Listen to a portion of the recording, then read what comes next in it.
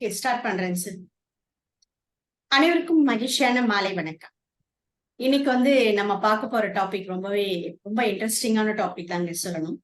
ஏன்னு கேட்டீங்கன்னா, நம்ம அத்தனை பேருக்குமே இருக்கக்கூடிய ஒரு தேடுதலுக்கு ஒரு பதிலா தான் இன்னைக்கு இந்த ப்ரோக்ராம் இருக்க போகுது. அப்படி என்ன நமக்கு ஒரு பதிலா இருக்க போகுது அப்படின்னு பாத்தீங்கன்னா, நம்ம எல்லாருமே நம்ம வாழ்க்கையை ஓட்டுறதுக்கு நம்ம குடும்ப செலவுக்காகட்டும், இல்ல நம்ம குழந்தைகளோட படிப்பு செலவுக்காகட்டும், இது எல்லாத்துக்குமே நம்மளுடைய வருமானத்தை ஒண்ணு நம்ம வேலைக்கு போய் சம்பாதிக்கிறோம், அல்லது சுய தொழில் மூலமா சம்பாதிக்கிறோம். ஏதோ ஒரு விதத்துல நமக்கு வருமானம் வந்துகிட்டு தான் இருக்கு. ஆனால் அந்த வருமானம் நம்ம குடும்பத்தை நடத்துறதுக்கு மட்டும்தான் சில நேரங்கள்ல பற்றாக்குறை பட்ஜெட்டா கூட போற மாதிரி தான் நமக்கு இன்னைக்கு இருக்கு. ஆனா நம்ம மனசுல எல்லாருக்குமே ஒரு கேள்வி என்ன இருக்கும் தெரியுங்களா? எனக்கு எப்ப பொருளாதார சுதந்திரம் கிடைக்கும்? நினைச்ச மாத்திரத்துல நினைச்ச செலவை சந்தோஷமா ஈஸியா செய்யக்கூடிய அளவுக்கு ஒரு பொருளாதார சுதந்திரம் எனக்கு எப்ப கிடைக்கும் அப்படிங்கிற ஒரு தேடுதல் நம்ம அத்தனை பேருக்குமே இருக்கும். என்ன பண்ணினா பொருளாதார சுதந்திரம் கிடைக்கும்? நான் என்னுடைய வேலை செய்யறேன், இல்ல நான் பிசினஸ் பண்ணிட்டு இருக்கேன். கூட நான் என்ன செய்தால் அல்லது எந்த துறையில நான் போனா எனக்கு பொருளாதார சுதந்திரம் கிடைக்கிற அளவுக்கு வருமானம் வரும் அப்படிங்கிற ஒரு கேள்வி நம்மள பலருக்கு இந்த கேள்வி கண்டிப்பா இருக்குதுங்க. அந்த கேள்விக்கு பதிலாதான் இளங்கோவன் சார் இன்னைக்கு என்ன சொல்ல போறாங்கன்னா, கவலைப்படாதீங்க. நீங்க எதை பத்தியும் தேட வேண்டாம். உங்களுடைய எக்ஸிஸ்டிங் ப்ரொஃபஷன், அது ஜாபா இருந்தாலும் சரி, இல்ல பிசினஸா இருந்தாலும் சரி, அதை நீங்க செஞ்சுக்கிட்டே அழகா கிரிப்டோ துறையின் மூலம் உங்க பொருளாதார சுதந்திரத்தை ஈஸியா அடையலாம் அப்படிங்கிற ஒரு பதிலோட நம்ம இளங்கோவன் சார் தயாரா இருக்காங்க. கண்டிப்பா இது நம்ம அத்தனை பேருக்குமே எல்லாருக்குமே ஒரு சந்தோஷமான விஷயமா இருக்கும். ஏன்னா ஒரு தேடுதலுக்கு பதில் கிடைக்குதுன்னா அது நல்ல விஷயம் தானே. அப்ப அந்த வகையில நம்மளுடைய பொருளாதார சுதந்திரத்திற்கு கிரிப்டோ துறையின் மூலம் நம்மளுடைய பொருளாதார சுதந்திரத்தை ஈஸியா அடையலாம் அப்படிங்கறத பத்தி இளங்கோவன் சார் தரப்போற தகவல்கள் கண்டிப்பா எல்லாருக்குமே பயனுள்ளதா இருக்கும். அது இந்த ஒரு 1.5 மணி நேரம் இந்த பயிற்சி இருக்க போது நீங்க எல்லாருமே பக்கத்துல ஒரு பேப்பர் பேனா வச்சுக்கோங்க. சார் சொல்லும் போது டக்குன்னு ஒரு டவுட் வரும். அந்த டவுட்டை இம்மீடியட்டா நோட் பண்ணிக்கங்க. ஏன்னா நோட் பண்ணிட்டீங்கன்னா தான் அது மறக்காம இருக்கும். நம்ம செஷன் எண்டுல ஒரு கொஸ்டின் ஆன்சர் செஷன் மாதிரி கொடுப்பாங்க. அந்த நேரத்துல உங்களுடைய டவுட்ஸ் என்னெல்லாம் நீங்க நோட் பண்ணி வச்சிருக்கீங்களோ அது அத்தனையும் நீங்க கேட்டீங்கன்னா உங்களுக்கு அத்தனைக்கும் பதில் கிடைச்சிரும். சோ ஒரு புது வாய்ப்பையும் தெரிஞ்சுக்க போறோம். அதுல வரக்கூடிய சந்தேகங்களையும் இம்மீடியட்டா கிளாரிஃபை பண்ணிக்க போறோம். அப்புறம் என்னங்க, பொருளாதார சுதந்திரம் கிடைக்கிறதுக்கு ஈஸியா நமக்கு வழி தெரிஞ்சிட போகுது. சோ அந்த வகையில எல்லாருமே பொருளாதார சுதந்திரத்தை அடையணும் அப்படிங்கிற வாழ்த்துக்களோட over to Ilangovan sir. Welcome sir. Right, okay. அனைவருக்கும் வணக்கம். வணக்கம். கேமரா ஆன் பண்றவங்க ஆன் பண்ணிக்கலாம். ஏன்னா நானும் உங்களை பார்த்து பேசினா நல்லா இருக்கும்னு பாக்குறேன். ஏன்னா மேடம் சொன்ன மாதிரி இன்னைக்கு இந்த பொருளாதார சுதந்திரத்தை அடையறதுக்கு என்ன யுக்தி இருக்கு அப்படின்றத நான் உங்களுக்கு ஷேர் பண்ண போறேன். என்னுடைய ப்ரொஃபஷன் நான் பேசிக்கா நான் ஒரு கம்பெனி வச்சிருக்கேன். ட்ரைனிங் கம்பெனி தான் நான் வச்சிருக்கேன். கிட்டத்தட்ட 25 வருஷத்துக்கு மேல ட்ரைனிங் கம்பெனி ரன் பண்ணிட்டு இருக்கேன். அந்தந்த காலகட்டத்துக்கு எந்த ட்ரைனிங் மக்களுக்கு ரொம்ப அவசியமா தேவைப்படுதோ அந்த ட்ரைனிங் கொடுக்கறது. அந்த வகையில வெறும் ட்ரைனிங் மட்டும் வெறும் soft skill, hard skill, technical skill இது மாதிரி கொடுக்கறது இல்லாம அதுல மக்களுக்கு பயனுள்ள வகையில லைஃப் ஸ்கில் ட்ரைனிங்கும் கொடுத்துட்டு இருக்கேன். அது எங்களுடைய company life skills India foundation மூலமா, ட்ரஸ்ட் மூலமா அந்த மாதிரி ட்ரைனிங்கை அதுல மணி வெல்னஸ், அதாவது ஃபினான்சியல் ஃப்ரீடம், அதுக்கப்புறம் மணி ப்ளூ பிரிண்ட், இந்த மாதிரி நிறைய ஃபினான்சியல் ஆஸ்பெக்ட ஒரு செகண்ட். ஸோ ஃபினான்சியல் ஆஸ்பெக்ட் சம்பந்தமாவே நிறைய ட்ரைனிங் நான் கொடுத்துருக்கேன். அந்த வகையில இன்னைக்கு நான் கொடுக்குறது என்ன ட்ரைனிங் அப்படின்னா, பொருளாதார சுதந்திரத்தை எப்படி அடையிறது. அதுக்கு நிறைய வேஸ் அண்ட் மீன்ஸ் நிறைய இருக்கு. பட் இருந்தாலும் இப்ப இருக்கிற காலகட்டத்தில் குயிக்கா பொருளாதார சுதந்திரத்தை அடையிறதுக்கு நம்ம கிட்ட என்ன டூல் இருக்கு, அதை எப்படி பயன்படுத்துறது. கிட்டத்தட்ட நான் சொல்றேன், இந்த ஃபார்முலா பிரகாரம் நீங்க ஃபாலோ பண்ணலே, என்ன ஃபாலோ பண்ணலே. ஏன்னா நான் ஏன் இந்த ஃபீல்டுக்கு வந்தேன் அப்படின்னு பாத்தீங்கன்னா, இந்த கிரிப்டோ இண்டஸ்ட்ரிக்கு எனக்குமே இது புது ஃபீல்டு. இப்போ இல்லை, இப்போ எனக்கு பழசாயிடுச்சு. ஏன்னா 2020 நான் ட்ரைனிங் கம்பெனி நடத்திட்டு இருக்கும்போது அந்த டைம்ல கொரோனா பீரியட்ல நான் ஒரு இன்கம் மட்டும்தான் டிபெண்ட் பண்ணியிருந்தேன். அப்போ அந்த டைம்ல கொரோனா பீரியட்ல பிசினஸ் எதுவும் பண்ண முடியாது, ட்ரைனிங் எதுவும் கண்டக்ட் பண்ண முடியாது, ட்ரைனிங் சென்டர் ரன் பண்ண முடியாது. வெளியே நான் ஹோட்டல்ல 3 ஸ்டார் ஹோட்டல், 5 ஸ்டார் ஹோட்டல் அங்கே போய் நான் ட்ரைனிங் கண்டக்ட் பண்ணுறது, அதையும் என்னால் கண்டக்ட் பண்ண முடியாம ஒரு சோசியல் டிஸ்டன்ஸை மெயின்டைன் பண்ணக்கூடிய ஒரு சூழ்நிலை ஏற்படும் போது, அப்போ எதுவுமே இல்லை, அப்போ வீட்டில் தான் இருக்கணும் அப்படின்னா இந்த சூழ்நிலை நான் என்ன பண்ணேன், எனக்கு 2வது இன்கம் என்னால் பண்ண முடியும் அப்படின்ற நான் வந்த இண்டஸ்ட்ரி தான் இந்த கிரிப்டோ இண்டஸ்ட்ரி. பட் சும்மா ஜஸ்ட் லைக் தட் அது இண்டஸ்ட்ரிக்குள்ள அது எல்லாரும் பண்றாங்க நம்மளும் பண்றோம் அப்படின்ற மாதிரிலாம் வரலாங்க. அது உள்ள வந்துட்டதுக்கு அப்புறமா அந்த கம்ப்ளீட் இண்டஸ்ட்ரியை பத்தி நாலேஜ் எடுத்துட்டேன். ஏன்னா எந்த ஒரு இண்டஸ்ட்ரி நான் வந்தாலும் அந்த இண்டஸ்ட்ரியை பத்தி கம்ப்ளீட் நாலேஜ் எடுத்துட்டு அதை சக்சஸ்ஃபுல்லா பண்றது தான் என்னுடைய ரோல். ஸோ அதை மாதிரி அந்த இண்டஸ்ட்ரி 2020 வந்த கிட்டத்தட்ட ஆல்மோஸ்ட் 3 வருஷம் நான் கம்ப்ளீட் பண்ணிட்டேன். இந்த 3 வருஷத்துல என்னால் வந்து சக்ஸஸ்ஃபுல்லாக பிஸ்னஸை பண்ணி நான் மட்டும் இல்லை, கிட்டத்தட்ட ஒரு ஒரு 500 பேரை நான் வந்து இந்த பிஸ்னஸில் அவங்கள உருவாக்கி அவங்கள பணம் சம்பாதிக்க வச்சிருக்கேன். பட் இதை வந்து எல்லாருக்கும் வழக்கமாக நான் என்னுடைய ட்ரைனிங் கம்பெனி மூலமாக எப்போ எந்த ட்ரைனிங் இருந்தாலும் எல்லாருக்கும் நான் இதை இன்ஃபார்ம் பண்ணுறது என்னுடைய ரோல் அப்படின்றதால, ஸோ அப்பப்போ ஃப்ரம் டைம் டு டைம் கிடைக்கும் போதெல்லாம் இந்த மாதிரி இந்த அவேர்னஸ் ப்ரோக்ராமை கண்டக்ட் பண்ணுறது. ஏன்னா கிரிப்டோவை பற்றி ஒரு சரியான போதுமான ஒரு நாலேஜ் மக்கள்கிட்ட இல்லாதனால அவங்க பணத்தை ஏமாறுற ஒரு சூழ்நிலையும் இருக்கு. இன்னும் சொல்ல போனா கிரிப்டோன்னு சொன்னாலே நிறைய பேருக்கு ஒரு பெரிய அலர்ஜியாவே இருக்கும். ஐயோ கிரிப்டோவா, அது அப்படியாச்சே இப்படியாச்சுன்னு எல்லாம். ஒரு புதுசா ஒரு டெக்னாலஜி மார்க்கெட்ல வரும்போது அதுல வந்து நிறைய ஏமாற்று வேலைகள் வரத்துக்கு வாய்ப்பு உண்டு. ஆனா அது சரியான புரிதலை எடுத்துக்காம, அந்த இண்டஸ்ட்ரியை பத்தி தெரிஞ்சிக்காம, அது எப்படின்னு ஒரு சரியான நாலேஜ் இல்லாம ஒரு கண்மூடித்தனமா அடுத்தவங்களை நம்பி போகும்போது தாங்க அங்க பிரச்சனையே வருது. அது இந்த டெக்னாலஜி இல்லைங்க, எந்த டெக்னாலஜி. ஏன்னா நான் வந்து 1982 நான் வேலைக்கு போனவன். அப்போதுலேருந்து நான் டெக்னாலஜி பார்க்குறேன். அப்போ வந்து முதல்ல நான் பார்த்த டெக்னாலஜினா கம்ப்யூட்டர் வந்ததுங்க. வரும்போது எல்லாருமே ஸ்ட்ரைக் பண்ணாங்க கம்ப்யூட்டர். நான் கூட வந்து கம்ப்யூட்டர் டவுன் டவுன் அது ஆட்குறிப்பு ஏற்படுத்தும் அப்படின்னு நானும் கூட ஸ்ட்ரைக் பண்ணேன். ஆனா நான் வந்து கம்ப்யூட்டர் ஆப்ரேட்டரா இருந்தேன் 1986. அதுக்கப்புறம் வந்து இன்டர்நெட் வந்தது, அதையும் தடை பண்ணும். கம்ப்யூட்டர் வந்தப்போ தடை பண்ணோம்னாங்க, இப்ப தடை பண்ண முடியாது.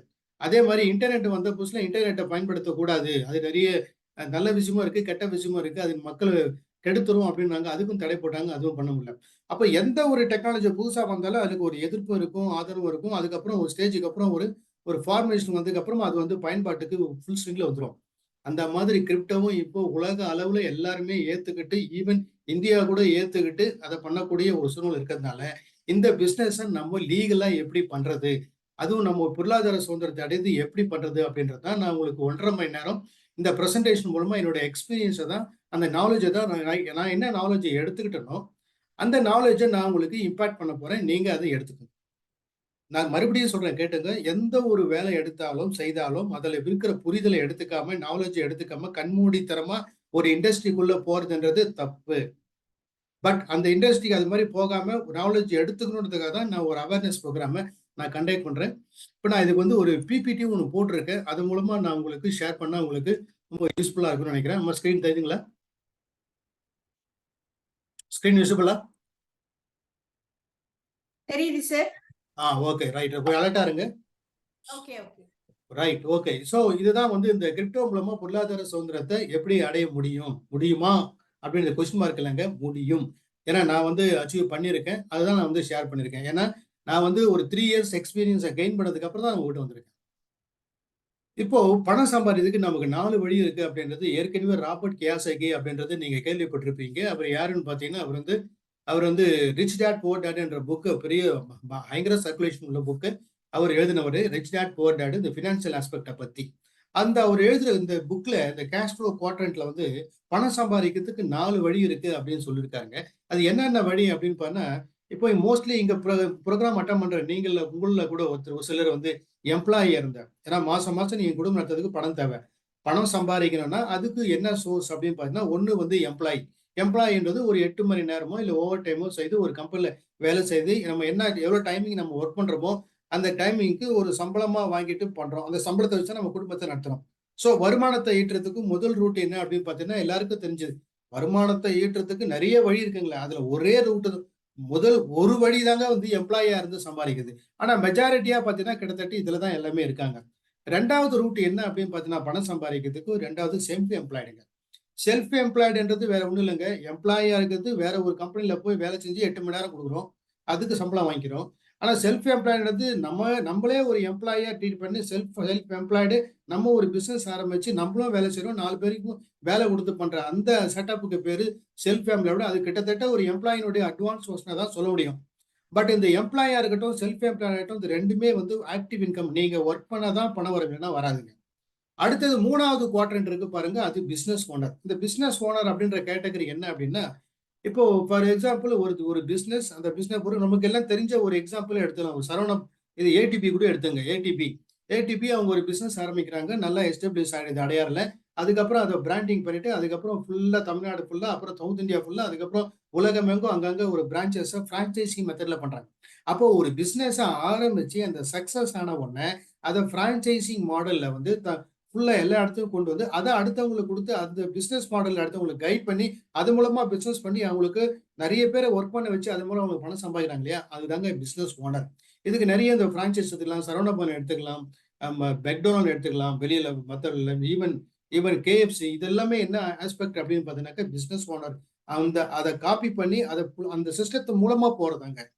அடுத்தது 4வதா பணம் சம்பாதிக்கிறது எதை பேஸ் பண்ணி அப்படின்னா, நம்ம கிட்ட இருக்கிற பணத்தை இன்வெஸ்ட்மெண்ட் பண்ணி அந்த இன்வெஸ்ட்மெண்ட் மூலமா வரும் வருமானம் தாங்க. கிட்டத்தட்ட 4 வழியில நம்ம பணம் சம்பாதிக்கலாம். எம்ப்ளாயியா இருந்து, செல்ஃப் எம்ப்ளாய்டா இருந்து, பிசினஸ் ஓனரா இருந்து, இன்வெஸ்டரா இருந்து.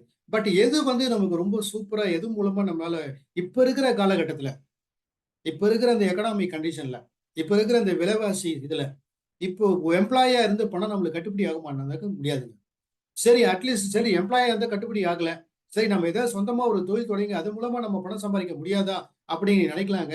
ஆனா அது இன்னும் ரொம்ப கொடுமையா இருக்குங்க இப்ப இருக்கிறது. இன்னும் சொல்ல போனா கிட்டத்தட்ட வந்து ஒரு 15 வருஷமா வந்து என்ன பிசினஸ் பண்ணலாம், எப்படி பண்ணலாம், லாபகரமா எப்படி பண்ணலாம் அப்படின்றத ட்ரைனிங் ப்ரோக்ராமே நான் வந்து கண்டக்ட் பண்ணி அது மூலமா 10 லட்சம் ரூபாய் இன்வெஸ்ட்மெண்ட் பண்ணா, அது மூலமா ஒரு மாசத்துக்கு எல்லாம் போக 50,000 ரூபாய் வீட்டுக்கு எப்படி எடுத்துட்டு போறது அப்படின்னு ஒரு பட்ஜெட் போட்டு ஒரு ஒரு பிசினஸ் ஃபார்முலாவே நான் வந்து கிரியேட் பண்ணி காமிச்சேங்க. ஆனா இன்னைக்கு இருக்கிற சூழ்நிலை, நீங்க என்ன பிசினஸ் ஆரம்பிச்சாலும் 1/3 பார்ட்னர் கவர்மெண்ட்டுங்க. ஏன்னா நீங்க அதுல நிறைய ஸ்டாச்சுட்டரி ரெக்யர்மெண்ட் இருக்கு, டாக்ஸ் அது இது நிறைய இருக்கு. பட் இதெல்லாம் மீறி நீங்க அதெல்லாம் மீறி வந்தாலும் அதுக்கப்புறம் இந்த காம்படிஷன்ல பாத்தீங்கன்னா மக்களுடைய டேஸ்ட் அண்ட் நீட்ஸும் மாறிட்டே இருக்கு. ஏன்னா இதுக்கு முன்னாடி எல்லாம் வந்து ஒரு ஒரு ஒரு ஒரு ஒரு டிசைனோ ஒரு ஏதோ ஒரு ஒரு ஒரு வந்துன்னா அது வந்து கிட்டத்தட்ட ஒரு 2 வருஷம் 4 5 வருஷம் கூட இருக்குங்க. ஆனா இப்போ அப்படிலாம் இல்ல. டக்கு டக்கு டக்கு டக்குன்னு டிசைன் மாறுது, டேஸ்ட் மாறுது, நீடு மாறுது. மாறும்போது ஒரு பிசினஸை நம்ம எடுத்து அதை சக்சஸ்ஃபுல்லா கொண்டு வந்து அதை கண்டினியூ பண்ணும்போது டக்குன்னு அது மாறி போயிடுது. உடனே வேற ஏதோ ஒரு வேற அதுல அட்வான்ஸா போக வேண்டிய சூழ்நிலை ஏற்படுது. இன்னும் சொல்ல போனா அதுல காம்படிஷன். அதாவது நம்ம ஒரு ப்ராடக்ட்டை நம்ம மேனுஃபேக்சர் பண்ணியோ இல்ல சர்வீஸ் பண்ணியோ அதனுடைய காஸ்ட் பாத்தீங்கன்னா, அதே வேற ஒருத்தர் கார்ப்பரேட் லெவல்ல பெரிய மாஸ் லெவல்ல பண்ணும்போது அவங்க பிரைசிங் கம்மியா கொடுக்கறதால நம்ம அடிபட்டு போகுதுங்க. அப்போ செல்ஃப் எம்ப்ளாய்டு இப்ப இருக்கிற காலகட்டத்துக்கு நம்மளால அந்த பிசினஸ் மாடலை சக்சஸ்ஃபுல்லா பண்ண முடியுமா அப்படின்னு பாத்தீங்கன்னாக்கா ரொம்ப கஷ்டம். கிட்டத்தட்ட 100 பேர் பிசினஸ் ஆரம்பிக்கிறாங்கன்னா 10 வருஷம் கழிச்சு 10 பேர் தான் தேர்றாங்க. அந்த தேர்ன 10 பேர்ல 10 வருஷம் கழிச்சு அதுல ஒருத்தர் தான் தேர்றாங்க. அந்த அளவு சக்சஸ் ரேட் வந்து ரொம்ப அவ்வளோ கடுமையா இருக்குங்க. ஏன்னா பிகாஸ் இந்த மாறிட்டே இருக்கு. பட் இப்ப இருக்கிற ரொம்ப சேஃபா என்ன பண்ணலாம்னா, நம்ம பிசினஸ் நம்ம எம்ப்ளாயியா இருந்தாலும் சரி, நீங்க எம்ப்ளாயியா இருந்தாலும் சரி, இல்ல செல்ஃப் எம்ப்ளாய்டா இருந்தாலும் சரி, எதுல இருந்தாலும் அதுல இருந்துகிட்டே ஒரு பிசினஸ் ஓனரா அதுக்கு ஒரு ஆப்பர்ச்சுனிட்டியை பயன்படுத்தி அதை பண்ணும்போது நம்மளால பொருளாதார சுதந்திரத்தை அடைய முடியும் அப்படின்றத நான் இதுல சொல்ல வரேங்க. இதுல வாரன் பஃபட் அவர் வந்து பாத்தீங்கன்னா அவர் வந்து இன்வெஸ்டர், ஒரு பெரிய மாபெரும் இன்வெஸ்டர். அவர் என்ன சொல்லிருக்காரு அப்படின்னா, never depend on single income. ஒரு வருமானத்தை நம்பி இருக்காதீர்கள், காலம் மாறுகிறது. நம் வயதை விட விலைவாசி வேகமாக ஏறுகிறது. உங்கள் முதலீடானது மாற்று வழிகளில் இருந்து வருமானம் ஈட்டும் வகையில் இருக்க வேண்டும் அப்படின்றது வாரன் பஃபட் அப்படின்றவரும் அவரு சொல்லியிருக்காருங்க. இப்ப பணம் சம்பாதிக்கிறதுக்கு இப்ப இருக்கிற சூழ்நிலையில எல்லாருக்கும் எனக்கு தேவைன்னா பணம் தேவை. இந்த பணத்தை இம்மீடியட்டா சம்பாதிக்கணுங்க. வேற வழி இல்ல. இன்னும் வருஷத்துக்கு ஒரு தடவை இந்த இன்ஃப்ளேஷன் ரேட் விலைவாசி எவ்வளவு உயர்வுன்னா 7%. இந்தியன் ஆவரேஜ் பார்த்தீங்கன்னா 7% பெர் ஆனம் விலைவாசி உயர்வு பர்சன்டேஜ்ல. அதே தமிழ்நாட்டுல பார்த்தீங்கன்னா 5% விலைவாசி உயர்வு ஏற்படுது. சரி, உயர்வு ஏற்படுது. அதுக்கேத்த மாதிரி ப்ரொபோர்ஷனட்டா வேலை செய்யறவங்களுக்கு சம்பளம் உயர்வு இருக்கா? இல்ல. அப்படியே பிசினஸ் பண்ணவங்களுக்கு அவங்களுக்கு பிரைசிங்க ஒரு ப்ராடக்டோட பிரைசிங்க கூட்ட முடியுதா?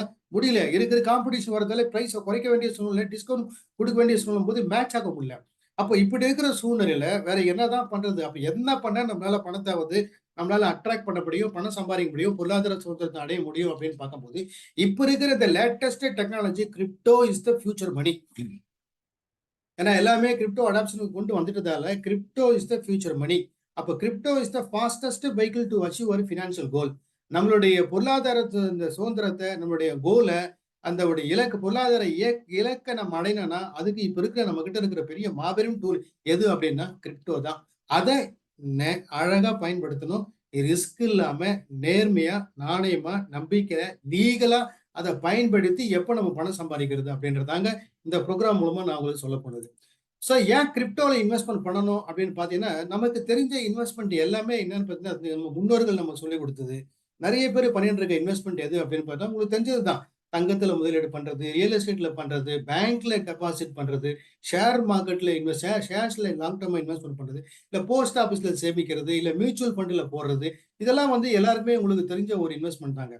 சரி, அந்த இன்வெஸ்ட்மெண்ட் மூலமா நமக்கு எந்த அளவுக்கு வருமானம் வருது அப்படின்றது, அதையும் உங்களுக்கு ஓரளவுக்கு நாலேட்ஜ் இருந்தா தான், கிரிப்டோல எந்த அளவுக்கு வரும் அப்படின்றத தெரிஞ்சுக்கலாம். ஒரு கம்பேரிசன் பாத்துங்க.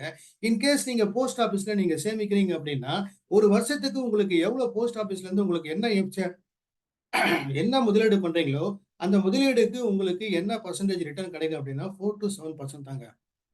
பாருங்களேன், இன்ஃப்ளேஷன் ரேட் வருஷத்துக்கு விலைவாசி உயர்வு 7% உயருதுன்னு சொல்றேன். ஆனா இப்ப போஸ்ட் ஆபீஸ்ல பாத்தீங்கன்னா, மேக்ஸிமம் 7% தான் நம்மளுக்கு இன்ட்ரெஸ்ட்டா கிடைக்குன்னா, போட்டு என்ன பிரயோஜனங்க? சரி, பேங்க்ல டெபாசிட் பண்ணலாம்னு நினைக்கலாம். சேஃபா இருக்கும் பேங்க்லன்னு. பேங்க்ல டெபாசிட் பண்ணாலும் நமக்கு வந்து ரிட்டர்ன் கரெக்ட்டா ரிட்டர்ன் அந்த அளவுக்கு இருக்கா அப்படின்னு பாத்தீங்கன்னா, 5-5.75% to 7% தாங்க ரிட்டர்ன் கிடைக்குது. அதுவும் அந்த அளவுக்கு ப்ராமிசிங்கா இல்ல. சரி, ஷேர் மார்க்கெட்ல போலான்னும் போது ரிஸ்க் தான். ஏன்னா ஷேர் மார்க்கெட்ல போனாலே வந்து ரிஸ்க். அதுல நம்ம எடுக்கிற மேஜரா இருக்கிற நல்ல பாப்புலரான ஒரு ஷேர்ல இன்வெஸ்ட்மென்ட் பண்ணோம்னா, மேக்ஸிமம் நமக்கு ஒரு வருஷத்துக்கு 28% வரைக்கும் ரிட்டர்ன் கிடைக்கிறதுக்கு வாய்ப்பு இருக்கு. ஆனா மினிமம் பார்த்தீங்கன்னா, ஒரு 7-28% வரைக்கும் தாங்க ரிட்டர்ன் கிடைக்கிறதுக்கு வாய்ப்பு இருக்கு. அதுவும் ஷேர் மார்க்கெட்ல. சரி, ஷேர் மார்க்கெட்ல நம்ம இண்டிவிஜுவலா பண்ணா அதுல பிரச்சனை வந்துரும். அதே மியூச்சுவல் ஃபண்ட்ல யாரோ ஒருத்தர் ஃபண்ட மேனேஜ் பண்ண போறாரு. நம்ம மாசம் மாசம் எஸ்ஐபி மூலமா போட்டு நம்ம பண்ணா, அது மூலமா உங்களுக்கு என்ன ரிட்டர்ன் கிடைக்கும் அப்படின்னு பார்த்தீங்கன்னா, அது கூட 7-15% தாங்க இன்வெஸ்ட்மென்ட் ரிட்டர்ன் கிடைக்குது. பட் ரியல் எஸ்டேட்ல போட்டா நல்லா கிடைக்குமா அப்படின்னு பார்த்தீங்கன்னா, ஏன்னா நம்ம முன்னோர்கள் நிறைய பேர் பார்த்தீங்கன்னா ரியல் எஸ்டேட்லாம். எங்க அப்பா கூட அந்த காலத்துல ஒரு நான் 50 வருஷத்துக்கு முன்னாடி ஒரு ரூ. 5000 வாங்கின இன்வெஸ்ட்மென்ட் ரூ.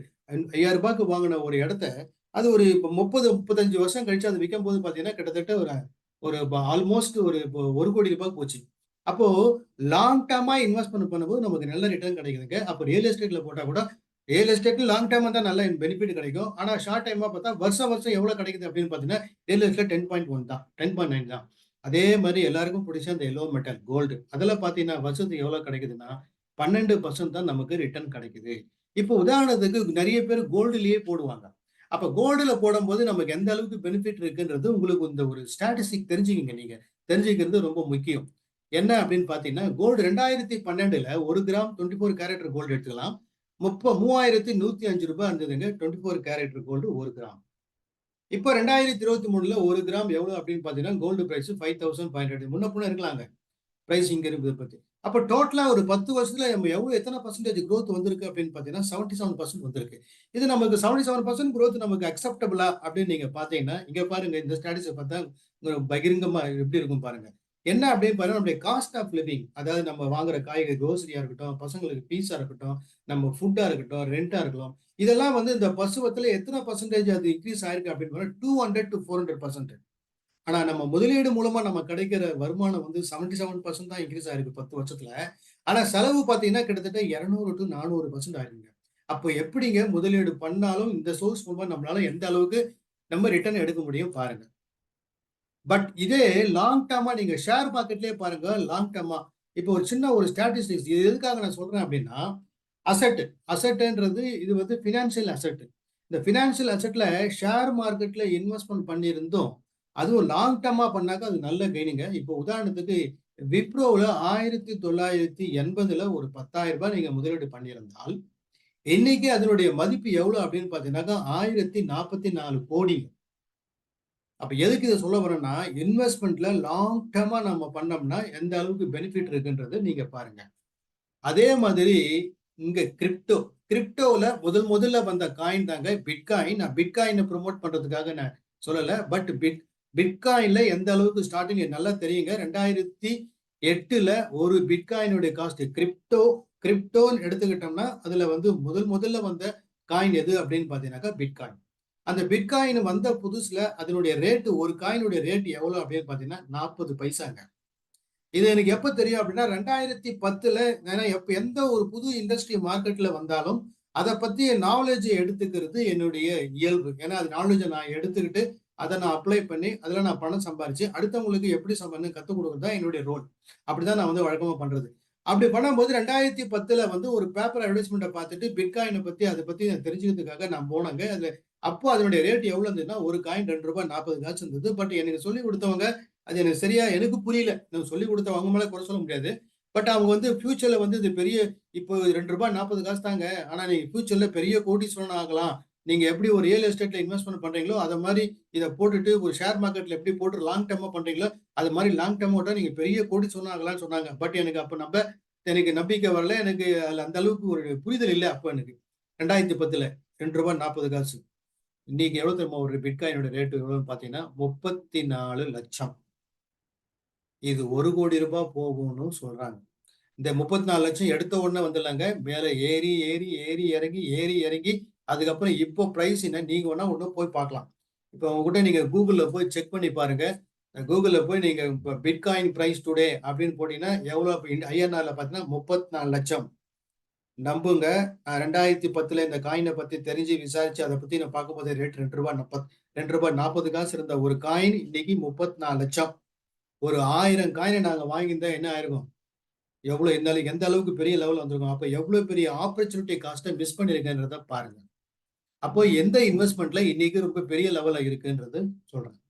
இப்ப அடுத்தது பாத்தீங்கன்னா இப்போ இதுதான் நான் ஏற்கனவே சொல்லிட்டேன். நம்ம எந்த ஒரு இன்வெஸ்ட்மெண்ட் பண்ணாலும் நம்ம பண்ற இன்வெஸ்ட்மெண்ட் எப்படி இருக்கணும்னா அது நம்முடைய விலை அதாவது ₹1,00,000 போட்டா ஃபியூச்சர்ல 7% இன்ஃபிளேஷன்.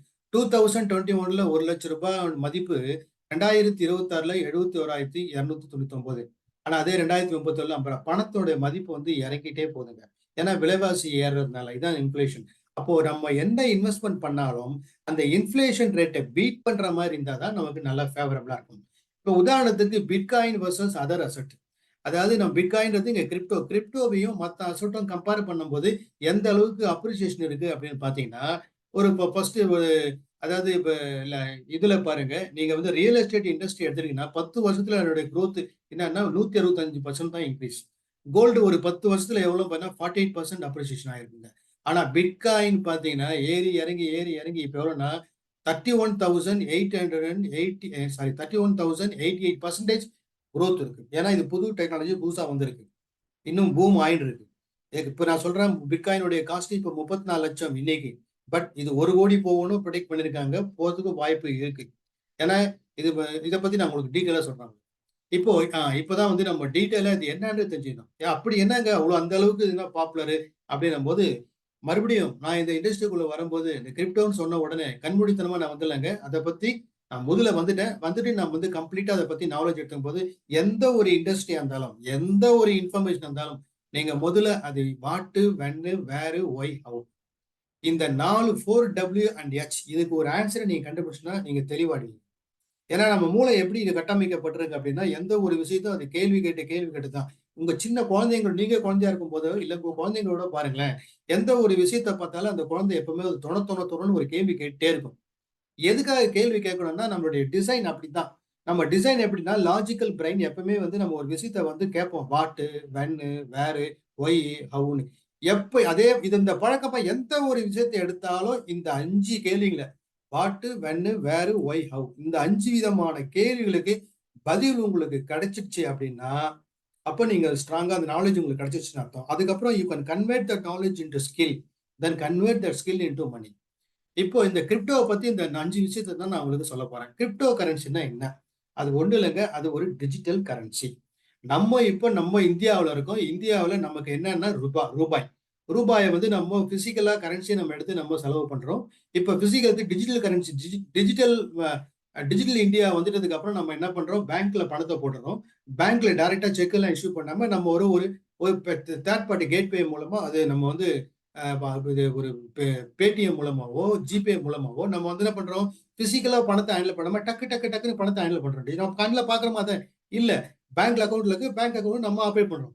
அதே மாதிரி இது கண்ணில் பாக்குறது இல்ல. இது கிரியேட் பண்ண கிரிப்டோன்றது ஒரு அல்காரிதம். ஒரு அதை கம்ப்யூட்டர்ல ஜென்ரேட் பண்ற ஒரு காயின். அது எப்படின்றது நான் சொல்றேன் பாருங்க. இப்போ கம்பேர் பண்ணுவோம். கரன்சின்னும் போது நம்ம இது நாள் வரைக்கும் நம்ம பயன்பாட்டுக்கு வந்ததுக்குன்னா ஸ்டார்டிங்ல இருந்து தெரியும் உங்களுக்கு. இந்த காலம் இந்த பண்ட மாற்றம் கொடுத்து அதெல்லாம் பண்ணி அதுக்கப்புறம் அப்படியே வந்து கார்டு வந்து அப்புறம் டிஜிட்டல் இந்தியா வந்து இதுக்கப்புறம் கிரிப்டோ வருது அப்படின்னு சொல்லிட்டு இருக்கோம். இப்போ கூட இந்தியாவில் சென்ட்ரல் பேங்க் டிஜிட்டல் கரன்சியும் வந்துருச்சு. அதாவது ஃபியட் கரன்சி டிஜிட்டல் ஃபார்ம்லயும் வந்துருச்சு. இது வந்துட்டு ரொம்ப எல்லாருமே யூஸ் பண்ணல. இப்போ இண்டஸ்ட்ரி வகையில கொஞ்சமா யூஸ் பண்றாங்க, பயன்பாட்டுக்கு வந்துடும்.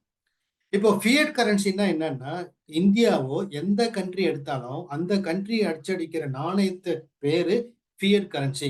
நம்ம கண்ட்ரியில் இந்தியாவில் நம்ம அந்த ஃபியட் கரன்சியை ரூபான்னு சொல்றோம். ஆனா அமெரிக்கான்னு சொன்னா அது டாலர்னு சொல்லுவோம். ஜப்பான் சொன்னா ஏன்னு சொல்லுவோம். ஸோ அந்த மாதிரி ஒவ்வொரு நாட்டுக்கும் ஒவ்வொரு கரன்சி வந்து ஃபியட் கரன்சின்னு சொல்லுவாங்க. இதுக்கு யாரு கண்ட்ரோல்? இது எப்படின்னா இந்த ஃபியட் கரன்சின்றது physical. This is issued by அந்தந்த கவர்மெண்ட் தான் இஷ்யூ பண்றது, சென்ட்ரலைஸ்டு மானிட்டர்ட் பை கவர்மெண்ட். இது அன்லிமிட்டெட் சப்ளை.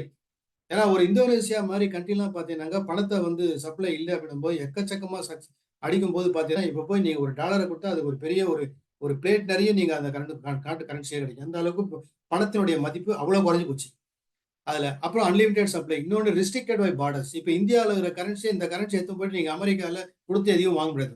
ப்ரொவைடட் அந்த கரன்சியை நீங்க அந்த நாட்டுக்கு நீங்க ஃபாரஸ்ட் ட்ரேடிங் அது மாதிரி எங்கேயாவது ஒரு மாத்திட்டு நீங்க எக்ஸ்சேஞ்சுக்கு போனீங்கன்னா நல்லா இருக்கும். சரி, இப்போ ஃபியர் கரன்சிக்கு இப்போ கிரிப்டோ கரன்சி பாருங்க. இது முதல்ல வந்த காயின் பிட்காயின், அதுக்கப்புறம் நிறைய காயின் வந்துருச்சுங்க. இப்போ இது வந்து டிஜிட்டல், இது வந்து சென்ட்ரல் ஜெனரேட்டட் பை கம்ப்யூட்டர்ஸ் தான். இது decentralised, no one can control. இது யாருமே கண்ட்ரோல் பண்ண முடியாது. Fiat currency controlled by government. ஆனா கிரிப்டோ கரன்சி யாரும் கண்ட்ரோல் பண்ண முடியாது. ஆனா ஃபியர் கரன்சி பாருங்க, அன்லிமிட்டெட் சப்ளை. எப்பவுமே எந்த ஒரு கண்ட்ரியும் அந்தந்த கண்ட்ரிக்கு ரூபா நோட்டு அடிக்கணும், ஆமா கரன்சியை அடிக்கணும் அப்படின்னா அதுக்கு இணையான கோல்டு வச்சுட்டு தான் பண்ணுவாங்க. ஒரு சில கண்ட்ரிங்க வேற வழி இல்லாம மேல எக்ஸஸ் அடிச்சு தான் இந்த பணத்தின் மதிப்பு இழந்து போகுது. இப்ப நம்ம கண்ட்ரில வந்து ரூபா நோட்டு அடிக்கிறாங்க அப்படின்னா அதுக்கு இணையா கோல்டை வந்து ஸ்டாக் வச்சுட்டு தான் அடிப்பாங்க. இதுதான் வந்து பாலிசி கவர்மெண்ட் ரிசர்வ் பேங்க். ஆனா கிரிப்டோ கரன்சிக்கு பாத்தீங்கன்னா அது கிரிப்டோ கரன்சி பாத்தீங்கன்னா லிமிடெட் சப்ளை. இப்போ ரூபா நோட்டு கூட லிமிடெட் சப்ளை இருந்தா பாருங்க. இப்போ இந்த ஒரு 2000 ரூபாய் நோட்டு வருது மார்க்கெட்ல அப்படின்னா இந்த 2000 ரூபாய் நோட்டு வரல போயிடுச்சு. இப்போ சப்போஸ் மறுபடியும் வருது அப்படின்னா இந்த 2000 ரூபாய் நோட்டுக்கு எக்ஸ்பைரி டேட் இந்த டேட்ல டேட் ஆச்சுன்னா ஆட்டோமேட்டிக்கா அந்த நோட்டு செல்லாது அப்படின்ட்டா டக்கு நம்மளே என்ன பண்ணுவோம், 2000 ரூபாய் நோட்டு திரும்ப உடனே அந்த டேட் முன்னாடி நம்ம என்ன பண்ணுவோம், மாத்தி வாங்கிடுவோம். ஆனா இங்க அப்படி இல்லை. ஏன்னா அது வந்து அன்லிமிடெட் சப்ளை. ஆனா கிரிப்டோ கரன்சி அப்படி இல்லைங்க, லிமிடெட் சப்ளை.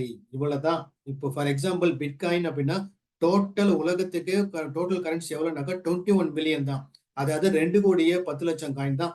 உலக மக்கள் எத்தனை கோடி பேர் இருந்தாலும் அத்தனை கோடி பேருக்கும் அவைலபிள் சோர்ஸ் எவ்வளவுனாக்கா 21 மில்லியன். இது அப்ப லிமிடெட் சப்ளை தான். இது வெளியே யாரும் வந்து பார்டர்லாம் கண்ட்ரோல்லாம் பண்ண முடியாது. எங்க ஒன்னா பண்ணலாம். இப்போ உதாரணத்துக்கு இப்போ உங்ககிட்ட கிரிப்டோ கரன்சி இருக்கு அப்படின்னா நீங்க அமெரிக்காவோ இல்ல வேற ஏதோ ஒரு கண்ட்ரிக்கோ போயிட்டீங்க.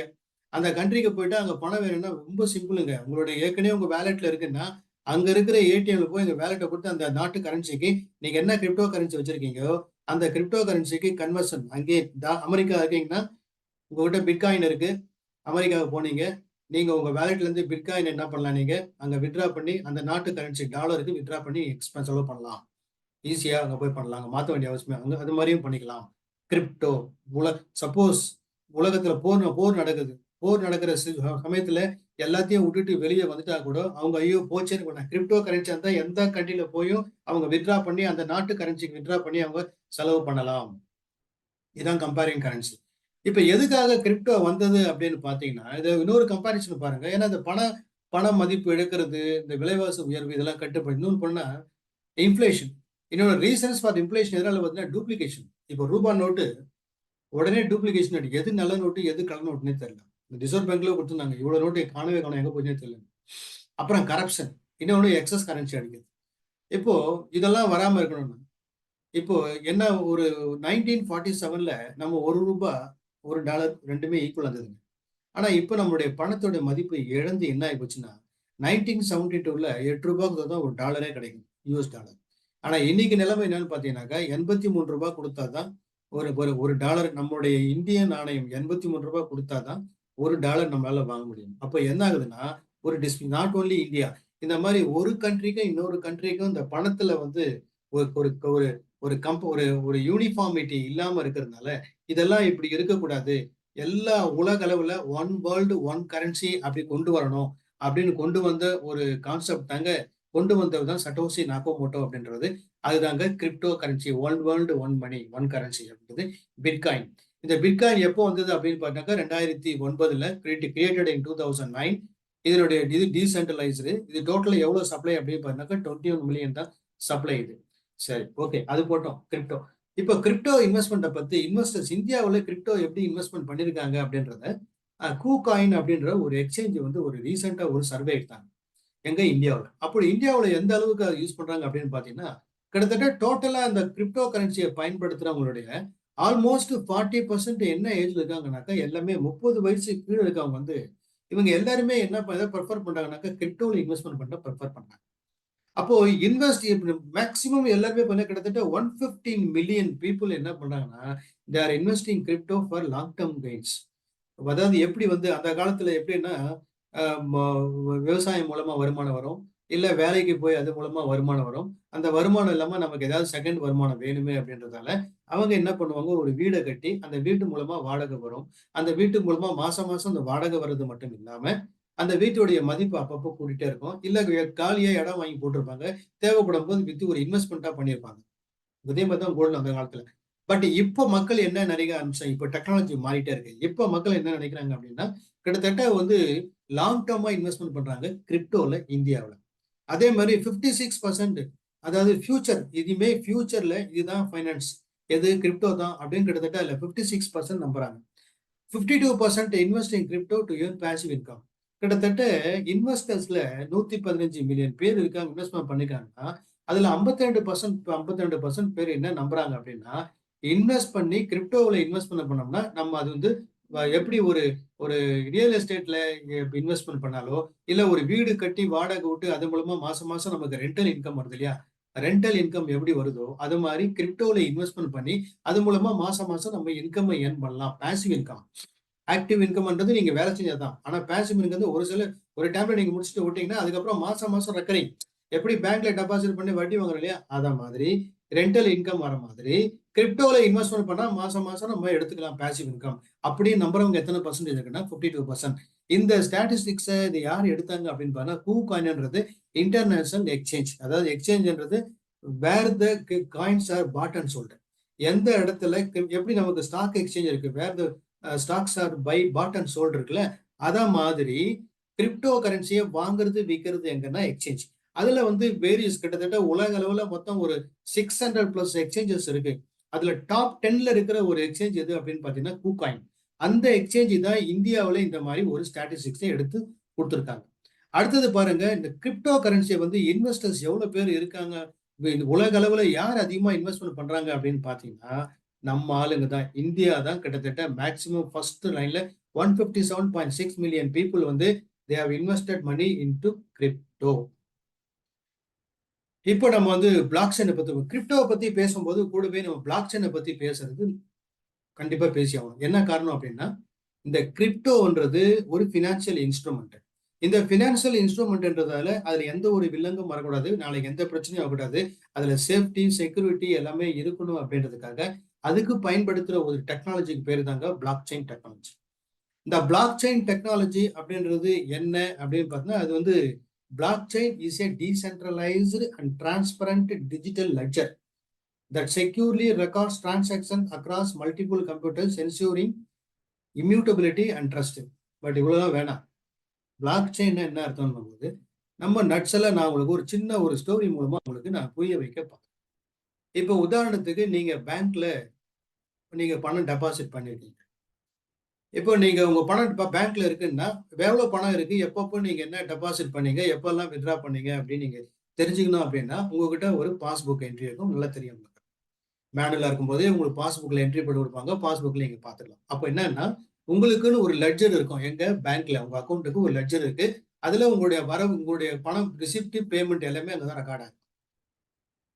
அதுக்கப்புறம் கம்ப்யூட்டரைஸ் பண்ணதுக்கு அப்புறம் உங்களுக்கு எல்லாமே பேங்க் ஸ்டேட்மெண்ட் இருக்கு. நீங்க போய் ஏதாவது பணம், இப்போ பேங்க்ல போய் நீங்க பணம் வித்ட்ரா பண்ணணும்னா ஒண்ணு நீங்க பேயின் ஸ்லிப்போ இல்ல செக் லீஃபோ நீங்க பேங்க்ல கொடுத்தீங்கன்னா பேங்க்ல இருக்கிற கேஷியரோ, கேஷியர் கிடையாது, ஃப்ரண்ட்ல இருக்கிற அக்கௌண்டன்ட்டோ மேனேஜரோ உங்ககிட்ட அந்த இன்ஸ்ட்ருமெண்ட்டை வாங்கிட்டு அது ஒன் செகண்ட்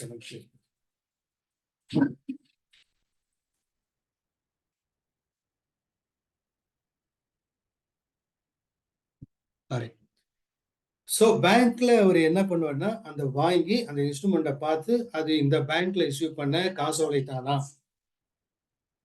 இந்த பேங்க்ல இஷ்யூ பண்ண காசோலை தானா, அக்கௌண்ட் நம்பர் கரெக்டா இருக்கா, நீங்க எவ்வளவு பணம் வேணும்னு கேட்குறீங்களோ அது பேங்க்ல பேலன்ஸ் இருக்கா, இதெல்லாம் பார்த்து வெரிஃபை பண்ணி சீல் பண்ணி ஸ்டாம்ப் பண்ணி ஒரு கம்பியில குத்துவார். கொடுத்து ஒரு டோக்கன் எடுத்து உங்ககிட்ட கொடுத்து போய் கேஷியர் கிட்ட பணம் வாங்கிக்கணும்னு சொல்லுவார். இது நமக்கு ட்ரெடிஷ்னலா நம்ம ஒரு இன்ஸ்ட்ருமெண்ட்டை எப்படி ஹேண்டில் பண்றோன்றது உங்களுக்கு எல்லாமே தெரியும். இதே மாதிரி தாங்க பிளாக் செயின்ல ஹேண்டில் பண்றாங்க. எப்படின்னா இப்போ நான் உங்களுக்கு அந்த பிளாக் செயின்ல ஒரு டிரான்சாக்ஷன் ஆச்சுன்னா அது எப்படி எஃபெக்ட் ஆகுது அப்படின்றத நான் உங்களுக்கு ஒரு இல்லுஸ்ட்ரேஷனோட உங்களுக்கு காட்டுறேன், புரியும். பாருங்க, அதுக்கு முன்னாடி இந்த பிளாக் செயின் என்றது எங்கெல்லாம் யூஸ் பண்றாங்கன்னா டிஜிட்டல் ஐடிக்கு யூஸ் பண்றாங்க. இப்போ இந்தியாவில் கூட எல்லாத்தையுமே வந்து அந்த கேஒய்சி நோ யுவர் கஸ்டமர் எல்லாத்தையுமே என்ன பண்றாங்கன்னா எல்லாத்தையும் டிஜிட்டலா பண்ணிட்டாங்க. இதெல்லாம் பிளாக் செயின்ல ரெக்கார்ட் பண்றாங்க. ரியல் எஸ்டேட் இன்னும் சொல்ல போனா கவர்மெண்ட் ஆஃப் தமிழ்நாடு கூட அந்த ரியல் எஸ்டேட் அதாவது பத்திரப்பதிவு எல்லாத்தையுமே வந்து பிளாக் செயின்ல தான் ரெக்கார்ட் பண்றாங்க. உதாரணத்துக்கு நீங்க உங்க டாக்குமெண்ட் ஒரு இடத்த வாங்க போறீங்கன்னா இதுக்கு முன்னாடி இது யாரு இந்த டாக்குமெண்ட் யாருக்கிட்ட இருந்தது அப்படின்றது நீங்க தெரிஞ்சுக்கணும் அப்படின்னா நீங்க ஈஸி போட்டு பார்ப்பீங்க. இப்போ நீங்க ஈஸியெல்லாம் போட்டு பார்க்க வேண்டியதில்லை. இந்த டாக்குமெண்ட் சர்வே நம்பரை நீங்க கம்ப்யூட்டர்ல அடிச்சாலே அதனுடைய எங்க யார் யாரு இந்த இதுக்கு முன்னாடி யார் யார் வச்சிருந்த இந்த ப்ராப்பர்ட்டி வந்து யாருக்கிட்ட இருந்து ஒன்று செய்யணும்.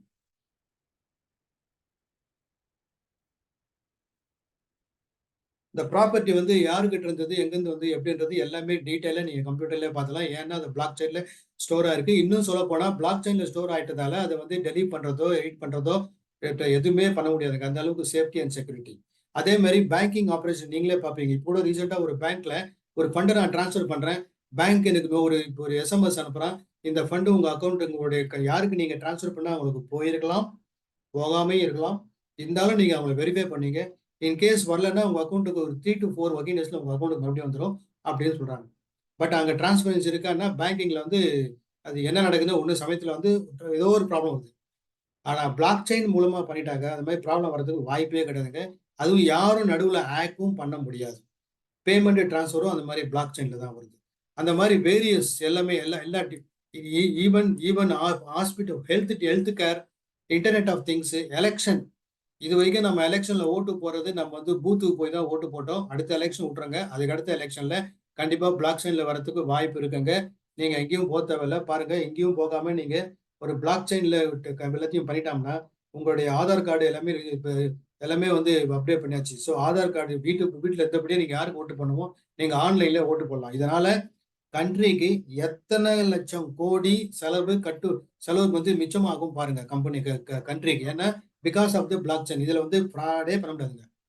அதுக்கப்புறம் இந்த யூடியூப், நெட்ஃபிளிக்ஸ் எல்லாமே எங்க பிளாக் செயின். ஈவன் லா கூட நீங்க வந்து உதாரணத்துக்கு பாருங்களேன். இப்போ ஒரு லா ஒரு கேஸ் லா இருக்கு.